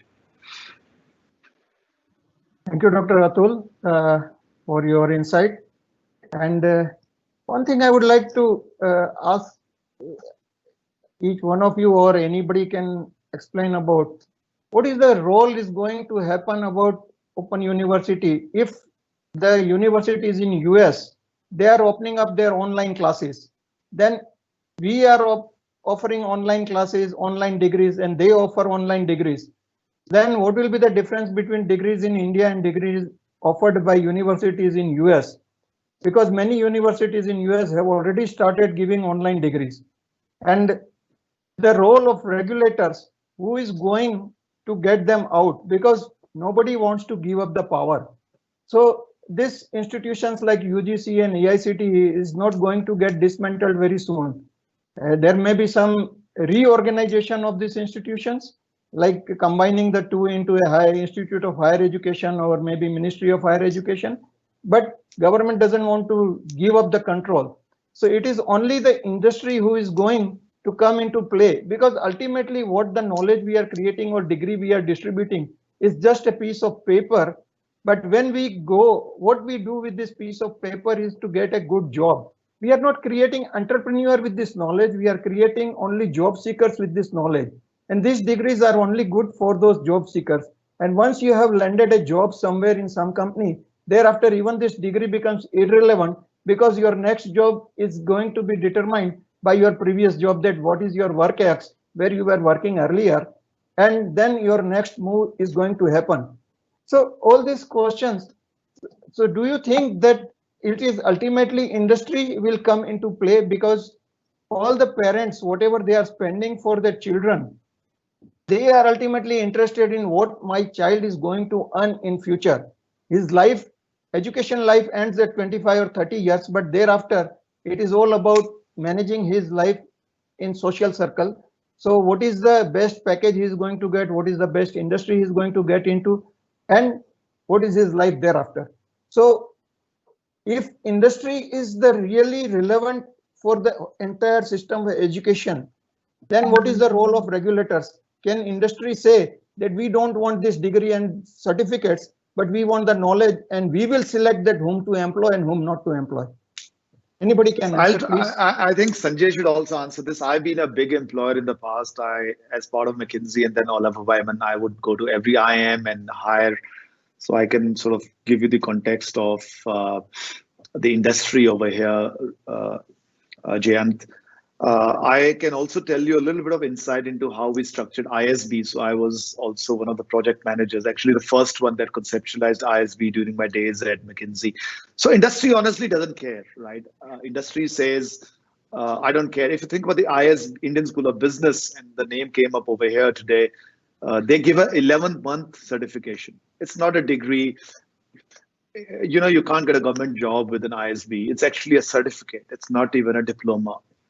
But it's very, very valued by the industry because of the input of amazing candidates who get into ISB and the great education that we deliver. So why did we do that? The answer was very simple. You know, as we looked at regulation when we were at McKinsey, we said we don't want to be caught with mediocrity, and regulation creates mediocrity. So we said let's create an 11th-month certificate. The regulation allows an 11th-month certificate to be outside the regulatory purview, and ISB was formed. Now the challenge is ISB is a gold, it's a gold platform. We understand the type of students coming out of ISB. The biggest challenge of recruiting is, how do I find a needle in a haystack? So what is the standard? So unless there is a standard that emerges, so that could be one option, that we say that, okay, some entrepreneur comes up with a standard for, let's say, computer science education, and says, okay, if you have that standard, you do that assessment, then we acknowledge it, just like CA or CFA, and then you can get into informal education. My biggest challenge as a recruiter always is, I don't have the time to sift through 200,000 CVs and then find those 3 guys that I really like. So that's why I actually go to IIM Ahmedabad, or I used to go to IIM Ahmedabad, because I knew that, I'll interview 30 guys and I'll end up getting the 5 I want. So I think that's one very important thing to keep in mind. So probably there's a need for some gold standard of certification. So that's one point.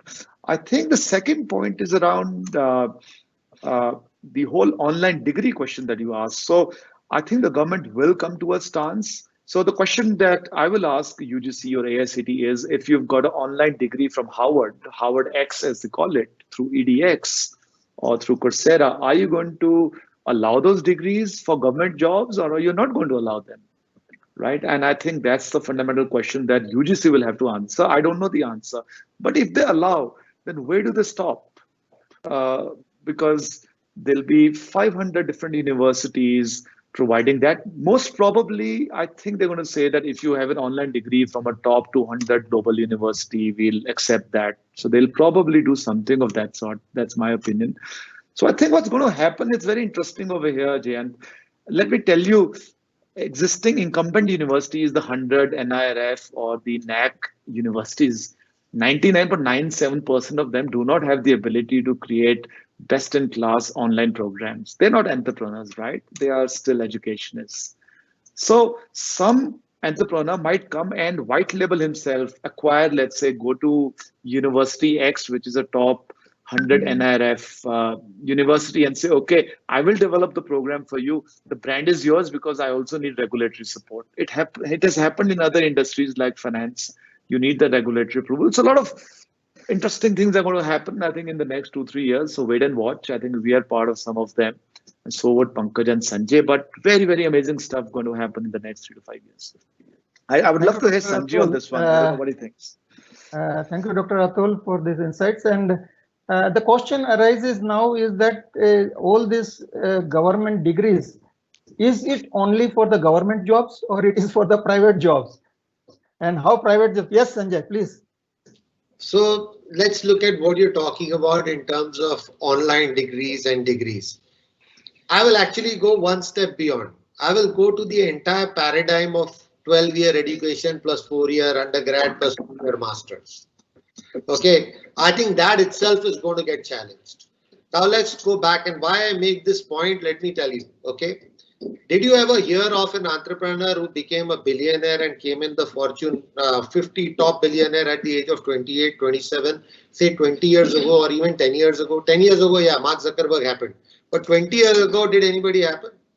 So we always worked by saying that 16 is the age when you drive, 18 is the age where you do things, and 21 is the age where you basically start drinking, etc., etc., etc. And those age models have come in. There is no rule which says that a guy at the age of 16 cannot be as competent as a guy who's at 35 working in a science place. So I think this whole concept of degree, which is granting credentials and recruitment on the basis of credentials being granted by university itself, is going to be disrupted. We have already seen Google, Apple, Facebook saying that if you meet my competency score, I don't need to look at your degree. If you're a good Python programmer, if you're a good architect, if you can demonstrate that to me, I don't care where your degrees are from. What matters is the competency. So I think the whole education system has to evolve out of this degree paradigm and get into more providing outcomes and competencies. And it is with the digital world, if let's say, for example, I as a university, the student has performed extremely well in the area of, say, digital marketing. I grant him a credit for that. And he's able to demonstrate that he is a great digital marketer. I don't think he requires a degree MBA to get a job as far as digital marketing is concerned. A lot of people are moving away from using degrees as a way of recruiting people. Government is there is going to be a transition which will take a while, but government jobs are no more the most sought after jobs today. The competition in IAS is being decreasing, not from the larger population exists. The competition has been coming from the rural side more than it is coming from the urban side. I think the urban side have got more job options than the rural side, and rural side sees the IAS as a good way of making a quick shift in the economic strata. So those are different reasons. But when it comes to purely education, I think there are more attractive opportunities available. The gig economy is going to offer jobs based on what you can do rather than what degree you have. And the last point that I would like to make is life is going to be 100 years now. It's not going to be 60 years like usual. You had a retirement age at 58, 60. That's passé, because if you retire at 60, you won't be able to survive till 100. You'll yet need some kind of remuneration to keep you going. So it's going to be about continuous learning across 100 years. You may have 3 careers in life. You may pivot 3 times. Would you take 3 degrees is the question. I think we are moving away from degrees, and I personally feel you're talking about online degrees coming from university. That is not a big threat to me. The bigger threat is Google launching a university and saying, come take my degree, which is already happening from Singularity, or Apple saying that I'll make you a champion on all the iOS and the Apple platforms, and you get employed by any IT company. So I don't know where the threat is going to come from. We have to be prepared for anything and everything. But one thing that will survive is if you do your job well, if you do it with commitment and conviction, you will survive. This is what the world will offer to you. And I think that should be the focus, not the universities, not the the false kind of license that has been granted to us as university to award degrees. Yes, government yet controls and you have to acknowledge it. But truly, does that really make sense? ISB, I was just reading just now. For a moment, I just got this WhatsApp which said that our honorable HRD minister has gone on record saying IIMs cannot offer 1-year MBA degree. Okay, India allows ISB, which is a Triple Crown accredited institution, to offer 1-year degree. Why don't you allow an IIM to do it? You're actually giving a green field to ISB to survive and become a better institution, and restricting the IIM to give it tough competition. I think we got to change all this. This all is archaic. This needs to get revisited, rethought of, and completely reinvented. That's my point. I have to get your telephone number, Sanjay. I so agree with you. Entire thing is coming to a Yeah, point we that have to get in touch. Yes, we will. entire thing is coming to a point where we are completely regularized in terms of whatever we want to do and what we can do and what we cannot do. Jayant, can I just give my point in this? Yes, yes. Yeah. Of course, we are talking about digital disruptions and we are visualizing a major change. So we have to understand that it is, regulation will remain. It is not going to be drastically change. Some industry will be regulated. So we should not expect big change in that. But as you see, the basic fundamental activities in the universities are basically 3 types. We do knowledge transmission, that is teaching. And most of the Indian universities are focusing on this. And second is knowledge creation, where very little of Indian university does focus on that, including IITs and IIM. They're more on knowledge transmission and less on knowledge creation. And third is knowledge assimilation, that is granting the degree and certification and exams. Now, due to digital disruptions, knowledge transmission is maybe done by Google, Facebook, online, whatever it is. Or it can come also from Harvard, like Khan Academy is delivering, online knowledge all over the world for the 12th standards. So I'm sure same thing can happen from anywhere. So I can learn from any universities online, and that is fine. And today we are doing it. Certification examination is also getting outsourced. Says we have gone for online proctoring system, so that is going for third party. University has very little role except giving some exam papers. Okay. Now comes the knowledge creations, and that is where, why should I go to IIM, or why should I go to IIT, or why should I go to Harvard? The reason is they are high brand because of knowledge creations, supposed to be. Okay. So I would still need my degree from these universities. I can get knowledge from anywhere. Okay. I can get examination from any third party, but I would still need my value comes from when I get from the premium institutions. And premium institutions will be known by a distinguished knowledge creation. So now this competition is going to increase. And in that context, even accreditations and ranking and regulations are broadly covering on these aspects. So I think the industrial age infrastructure, industrial age mindset, industrial age regulations will also undergo change. And we'll have to come forward and collaborate with industry and the technology partners and make sure that our 80% of resources are using for either, if you're in engineering or other higher education, you should create knowledge.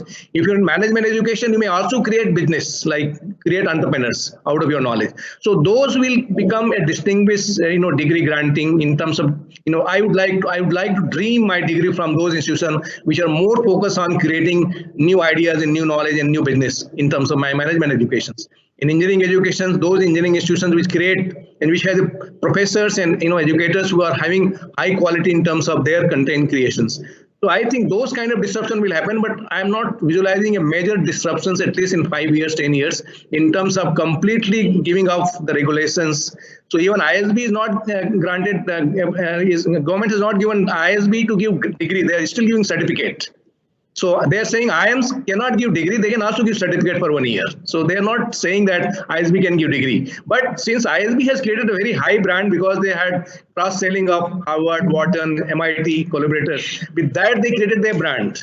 And that's why students desire to go to that place because of high brand values of that institutions. Quality of education actually is not necessarily that coming in terms of knowledge transmissions and knowledge certification. It is more of knowledge creations. So that is my point of view. Sir, I would just like to add this.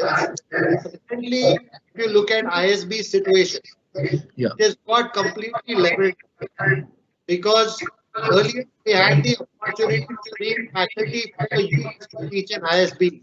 With the online disruption, every IIM, every institute can do that. ISBs also get delivery absolutely online. So I think it's become a great field now and a great opportunity for institutions like IIM, etc. to launch such programs. So any such restrictions coming from the government is like not called for. I would actually put it like that. Sir, when we are talking about creating the brand, this is brands IIM and IITs. So we have seen in corporate worlds, brands do die over the period and new brands come and take the place. If your user base is changing, then the brand has no relevance at that point of time. So when we talk about Google University, Apple University, Facebook University, today's generation, when they are so adept to digital kind of things, then whether this physical brand will exist in future or not, we don't know, because at that time there was no competition to IIM and IITs. The moment competition started coming in, and when we say that ISB came in, then ISB took over in terms of even research. ISB's research last year, it was 54 research paper output, and except IIM Bangalore, if you exclude all other IIMs put together, they were not near even 30 research publications compared to 54 of the ISB. So if we think that you are now on very thin. Jayant, you are on very thin ice, and I can see Dr. Jaiswal really contending you. So let's not get into research publications of ISB because your data might not be appropriate. So sorry, I'm just ISB is a great institution, but I think the IIMs are also doing some amazing work. No, I apologize. I'm not talking about IIM or ISB. I'm just talking about the disruption which is going to happen. So these are all legacy brands. And at some point of time, some other brand may come from back and take over. So if we are going into digital way, what is going to happen to the physical brand? That is my question. So I did try to answer this a little bit. I did say that there's going to be a death of the dinosaurs. and it happens very, very quickly when it happens, Jayant, in my opinion. I disagree with Dr. Jaiswal that it's going to be 5, 7, 10 years. When disruption happens, then governments and public policy also changes very, very rapidly. If we have to meet the Indian gross enrollment ratio in the traditional way, I did some numbers, it's going to cost us over $1 trillion. That's a hell of money our economy can't afford. I think what has happened, in my opinion, through COVID is that every regulator, every person in the government, every minister, including our prime minister, who anyway was digitized, understands now the value of digitization. So I have a regulator in Himachal, for example, who used to keep beating me all the time about all the innovative stuff I used to do. Today, he's accepted it because suddenly he's also on Zoom or whatever platform that he's on, because they don't do Zoom in the government. So I think the acceptance of digital in the regulatory environment has dramatically gone up, and that's what I love. It has gone up in the student environment. It's gone up, the acceptance has gone up in the parent environment, the corporate environment. So what would have normally taken 7 to 10 years of change normally has actually happened in 3 weeks. And I think that is the power of COVID, in my opinion, that the digital revolution, which had missed education, has now touched education in a very, very sizable way. And I do not see it going back. I think all of us will adopt, will experiment with digital in some form or the other. And I do speak to a lot of regulators on a regular basis. I know for a fact that everyone is now asking these questions, which were holy cows. No one was allowed to ask these questions earlier. Today they're being asked. I don't think the change is going to happen the way Sanjay expects it, unless you want to be in the informal part of the educational world. So I think degrees will continue in the near term, but the way universities function will change definitely. And I think that's an opportunity and a threat to many of us. Oh, well said, Dr. Atul, because, yeah, Sanjay, please. Jayant, let me clarify 2 things, okay? Yes, yes. One is, before I get to that, I'll just explain to you. Today, if you're a Googler, nobody wants to ask you what degree, where did you qualify? If you have got a job with McKinsey as a consultant, nobody wants to know whether you came from Stanford, GSB, or you came from IIM. You know, McKinsey becomes the standard there. So today, a lot of credentials, competency credits, are being given more and more emphasis than anything else. A classic example is Ritesh Agarwal of OYO. He doesn't have even a degree. Okay, what he has got is backing of Peter Thiel, who basically, where he won a competition and got into his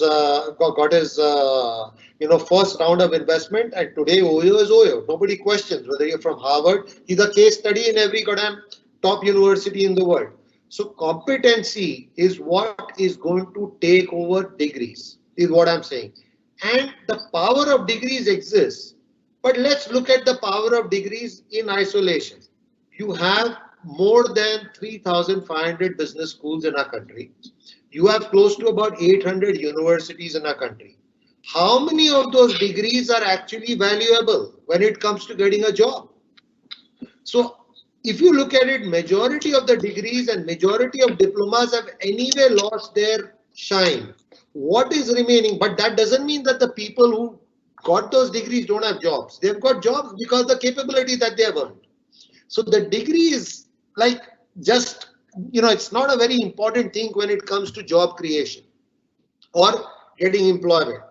Yeah, the top schools have a momentum. That momentum is going to take some time to die out. But it all depends on how the ecosystem, which is invisible presently, is going to become visible. The Singularity University, the Google University, the Apple University, or the Shoolini University, or the Vijaybhoomi University, which never came into the radar, when they come into the visible radar, how that is going to rock the boat is yet a question to be. The jury is completely out on that, and only time will tell how it goes. So yes, degrees do have value now. The change is going to take time, but the change has started. And if we acknowledge that, and if we start working towards building competencies rather than focusing on the power of the degree, I think as educators, we will do more justice to our job. than just sit on our ivory towers and say, now that I have the power of giving a degree, so I am safe. I think that thought is redundant. That thought is archaic and must be forgotten. No, exactly, Sanjay, what you said is very true, that we have to look into the future, not the past. Past is gone, and what future has in us, that is what is going to be more critical. And even regulators have understood this. So even before COVID hit India or the world at that time, till 2019, they introduced 20% online course credit to the institution. And after COVID, they have increased it to 40% course credit. So, and now AICT has come out with that online degree can be granted, and IIT Delhi and IIT Madras has taken the lead in announcing that they are going to give online BSc degree. IIT Madras has just recently, 2 days back, it has announced that they are going to give online BSc degree or diploma in programming and data science. And IIT Delhi also announced that they are going to give online degrees only in management and human, that is non-technical areas. And so this is what is going to happen in future, that very soon we will see that there will be influx of online degrees being churned out from top ranking institutions. Tomorrow, suppose IISc also comes out with online BSc degree and MSc degree and those kind of things. So we will see that what is new is happening, and we will have to be prepared for that, because there are brand institutions who are going to give online degrees. So what will be the, as you rightly mentioned, we have more than 800 universities. Existence of all these universities is going to be very critical in terms of preparedness of giving online courses and faculty and all the things. As Dr. Jaiswal also mentioned, that faculty is a key and critical part in imparting the knowledge. But suppose if you have a pool of faculty from all over the world, best in each areas, and they create online courses and they start giving these degree certificates, whatever we require. So we are getting best of the courses from best of the faculties. What is the future of the medical faculties, which is there right now, and they are just surviving in the institution because it is mandated by the regulations that for a capacity of classroom of 30 or 40, you need one faculty. So this many faculties in each area you have to employ. So that is also going to be a very critical area, that what will be the future of faculties, the future of students, because their parents, they are spending a lot of money, and if they are not going to get return on that, then we will have to rethink about the structure of our fees, what we are going to charge to them, what we were charging for physical infrastructures and all these things. If it is gone, then how we can compromise on our revenues also in the educational institution? That is also going to be a big question, and industry has a big role to play in this, that they will now dictate what is the courses which we are going to design and we are going to offer. Otherwise, the training centers of Infosys, TCS, Wipro, they have all the capabilities of doing refresher courses, and they can do the mainline courses also. And if we can start a TCS university or Infosys university or Wipro university, what will happen to the future of all other universities? So that is also going to be a big question. So may anybody would like to give their comments? I think we are almost close to the timeline. Jayanji, can I just say a small thing, 30 seconds? Yes. Jayanji, already enough discussion has taken place, and it is all very well said. But I'd like to say only one thing. When the Britishers came, after that, the self-belief was totally broken. And therefore, people have been just following the Western model and, thinking that we are not good enough. This thing has to go, because all the success can be first created only in the mind and in the heart itself. So we need to just, believe in ourselves and know that we are nothing less than anyone, and create our own model, which is suited for the Indian system, which when it is a demand driven or supply driven, whatever is needed, we have to create that so that the whole world comes to India. And, we become like a big growth engine for the whole world, rather than all the time thinking, what US is doing, what Harvard is doing, what Yale is doing. Why not we create our own thing? So I believe that the power within us is always much greater than any challenge in front of us. So this is what I'd like to share. Thank you. Thank you, Dr. Pankaj, for these insights. Yes, we know that we have the power, and in virtual world, nobody can control us. So like in social media, you have all the power in your hand. Same way, in digital age, we can create our own knowledge, and it is the students and the industry which is going to determine what knowledge is going to be more relevant, because ultimately it is all going to be the practical knowledge which we apply when we go out into the real world and fight it out over there. So But that Jayant, is going to be the determining factor. Yes, please. But I would like to add one more thing. Sometimes industry also does not know what they want. They are also very much driven by their own insecurities, and some of them are also in their own well. So why the Western professors are very much respected is because they tell not only the best practices but also the next practices. We also need to create those things so that they should respect us. Because many times professors say, oh, we are not respected by this and that. We need to be creating that, and then it will happen. Not only always following, what industry wants from us, but rather giving clear suggestions.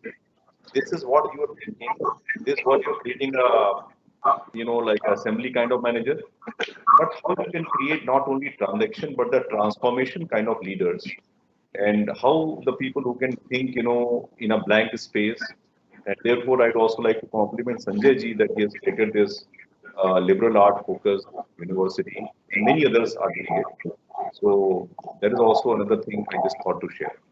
Thank you. Thank you, Dr. Pankaj. But I would say that, Yeah. So, one thing I would like to say here that in this digital disruption, the large established institutions will have a more challenge. For example, in last 3 months, because they have a huge physical infrastructure, and more than that, they have a huge mindset of their existing human resource, which may not be willing to change so fast. For example, in last 3 months during this lockdown, we are the new IIMs. We don't have huge campus. Our campus is under construction, but we are operating in a temporary campus. Last year itself, we created our classroom similar to other IIMs, established IIMs, like 2 projectors and those things, and big board, physical board. This year, with just 2 months, we all dismantled those and created a completely digital board, LMS, all best online system, which is not there in any of the existing IIMs. And not only that, now we are exploring all the best class because we don't have enough faculty in house. So we were depending on established IIMs. Now we are shifting those faculty from India to abroad, and we are trying to bring all the best faculty of the world. I think this kind of disruptions, new IIMs definitely will be, outperforming than the old IIMs in next 3 to 4 years. And you will see the big change because we don't have those change management of organizational transformations, because our faculty are fresh and young, and we are asking them, if you adopt our method, then only you can continue here. Otherwise, you have to look into the bigger IIMs. The new IIMs, we have to be smart in order to compete with established systems. So therefore, this kind of, I think it has been a boom. The COVID has been a boom for at least for IIM-Sambalpur, because we have now best and state-of-the-art infrastructure, and also we are going to have best and state-of-the-art faculty globally, like teaching. And also we are hiring only researchers so that we can only create knowledge inside the class. So this is what our experience is. Thank you. No, sir. Yes, very true. Small is beautiful, and boutique institutions are going to drive the new age education. And as you rightly said, that legacy creates a whole lot of infrastructure problem. I have been talking to Dr. Shah just day before yesterday, and he was telling that universities over there, they have employees in the range of about 8 to 10,000, and Right. their pension fund and other things is such a huge expense that they are unable to now meet this, and they have cut down on, like we have the EPF contribution, they have the pension fund contribution, they have stopped the contribution of this pension fund, which is 6% of their total pay package. So this is the kind of challenge which is going to happen to this established institutions. And as you rightly said, and we were discussing about that, how we are prepared for the adaptation of the new technology platform. So if you are not investing more on your physical infrastructure, you have all the funds to deploy for the best of the technology, which is still evolving, but you can always experiment with this technology.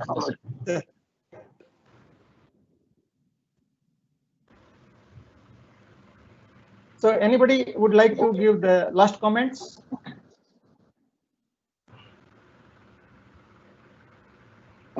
I think this has been a wonderful discussion. 3 or 4 conclusions are clear.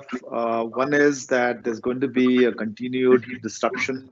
So online is there to stay in some form or the other.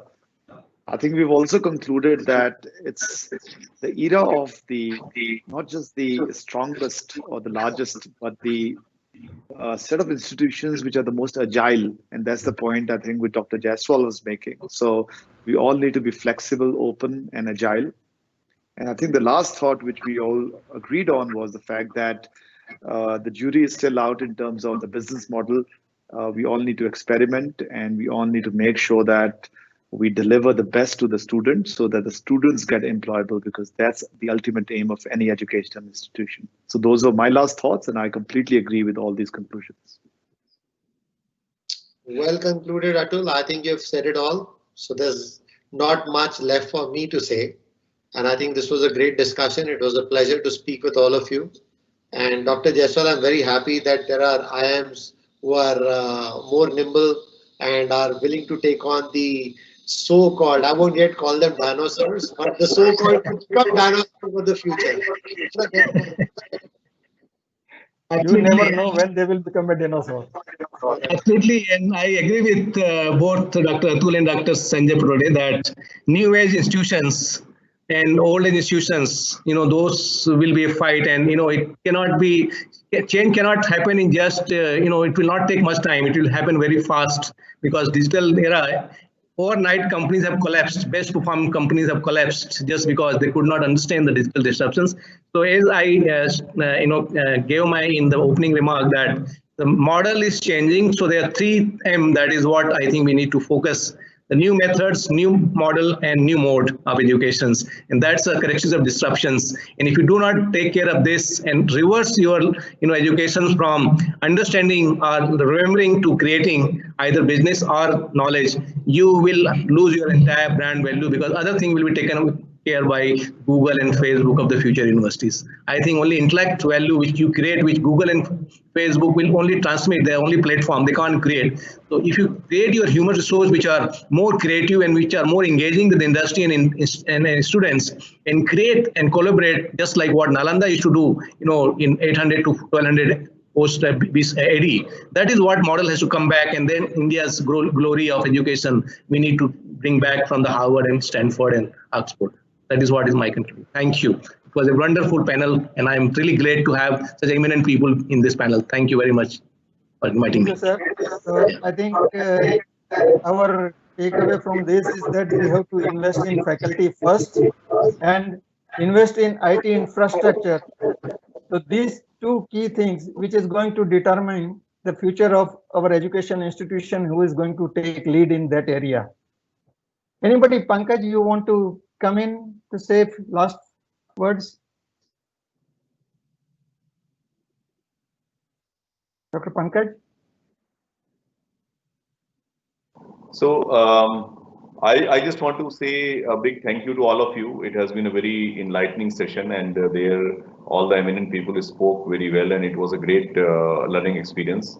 I will again say that the passion and the self-belief of the education leaders, and how you nurture your faculty and create that shared belief in them, and creating a value mechanism, and that what I can say, the kind of passion to create and co-create value for all the stakeholders. I think that is the job of all of us, the academic leaders. And also, not only that I'm investing in this faculty, he or she will go away. You are creating an international resource, and also developing in that way, co-creating the knowledge, creating a pool of excellence. So that is all is, I think, very much evident now. So let's keep collaborating, and I want to thank once again to all of you for this great opportunity. Thank you. Thank you, Dr. Pankaj, for summing it up and co-creating the knowledge. So knowledge creation and knowledge dissemination is the ultimate aim, and how we can be more relevant to all the stakeholders, not just the institution, not just the faculty, not just the industry, not just the parents and students, but all the stakeholders, including the government.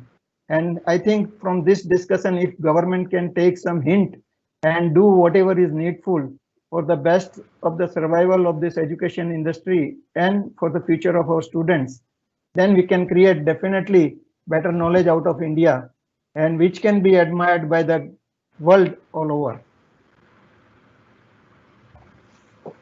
So Chandan, I think you can sum up. Yes, sir. Yes, sir. So I would be going again with a formal thank you note, though you all have summarized pretty well.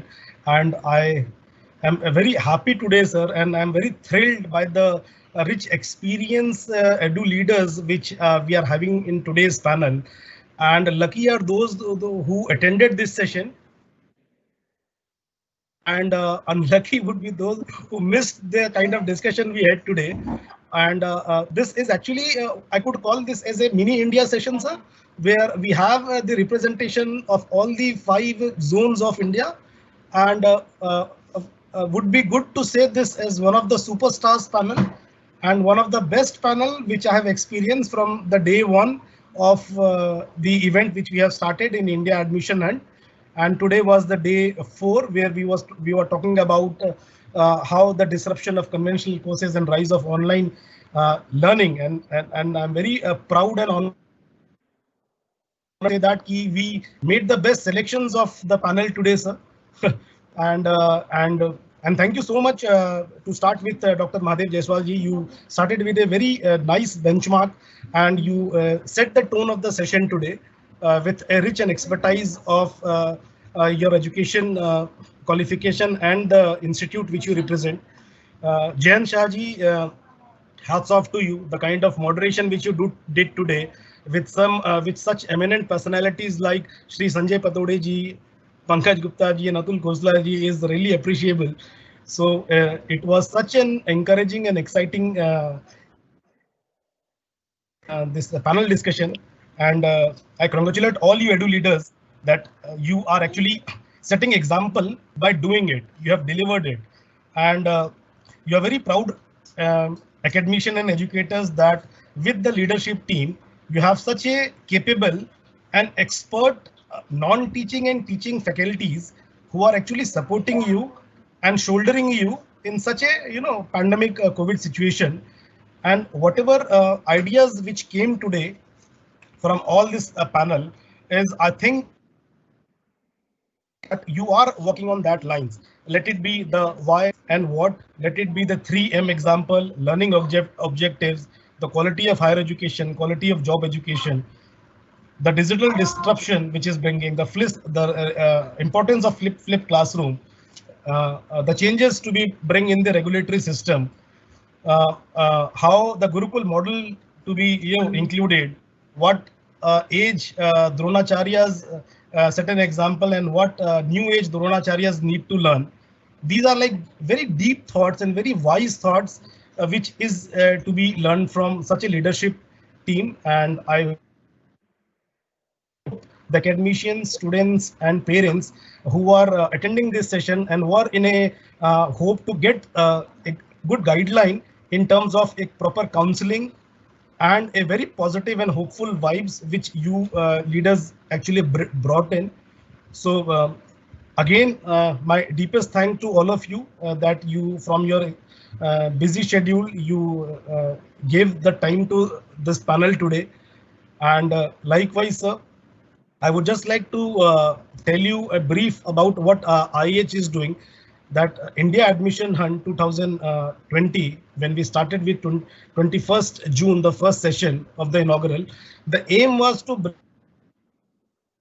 the students community, the parents community, academicians, industry and government stakeholders. So in this panel, we have the people from UGC, from AICT, from CBSE, from NCRT, from ministry and from different government departments.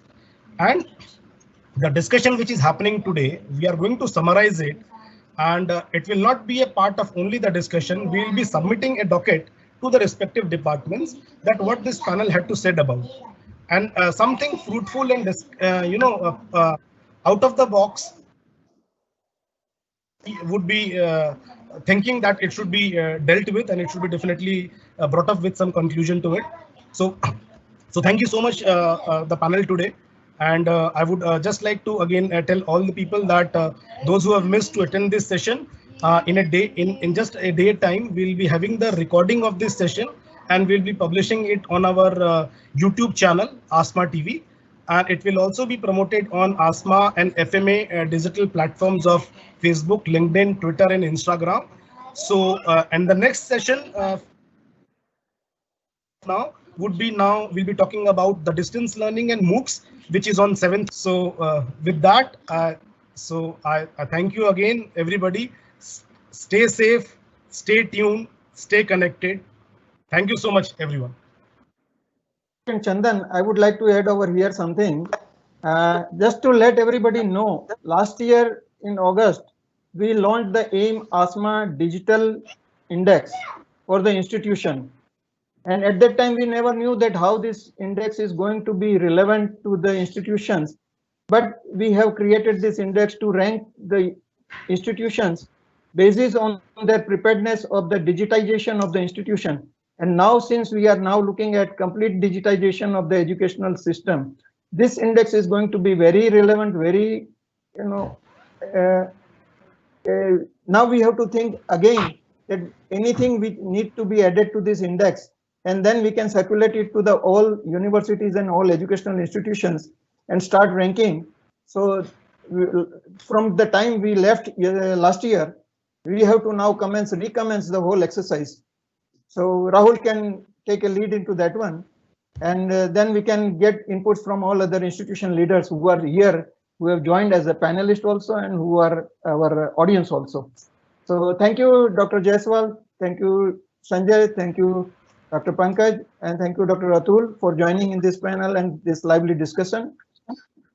Thanks very much. Thank you. Thank you. Awesome. Thank you. Thank you. Thank you.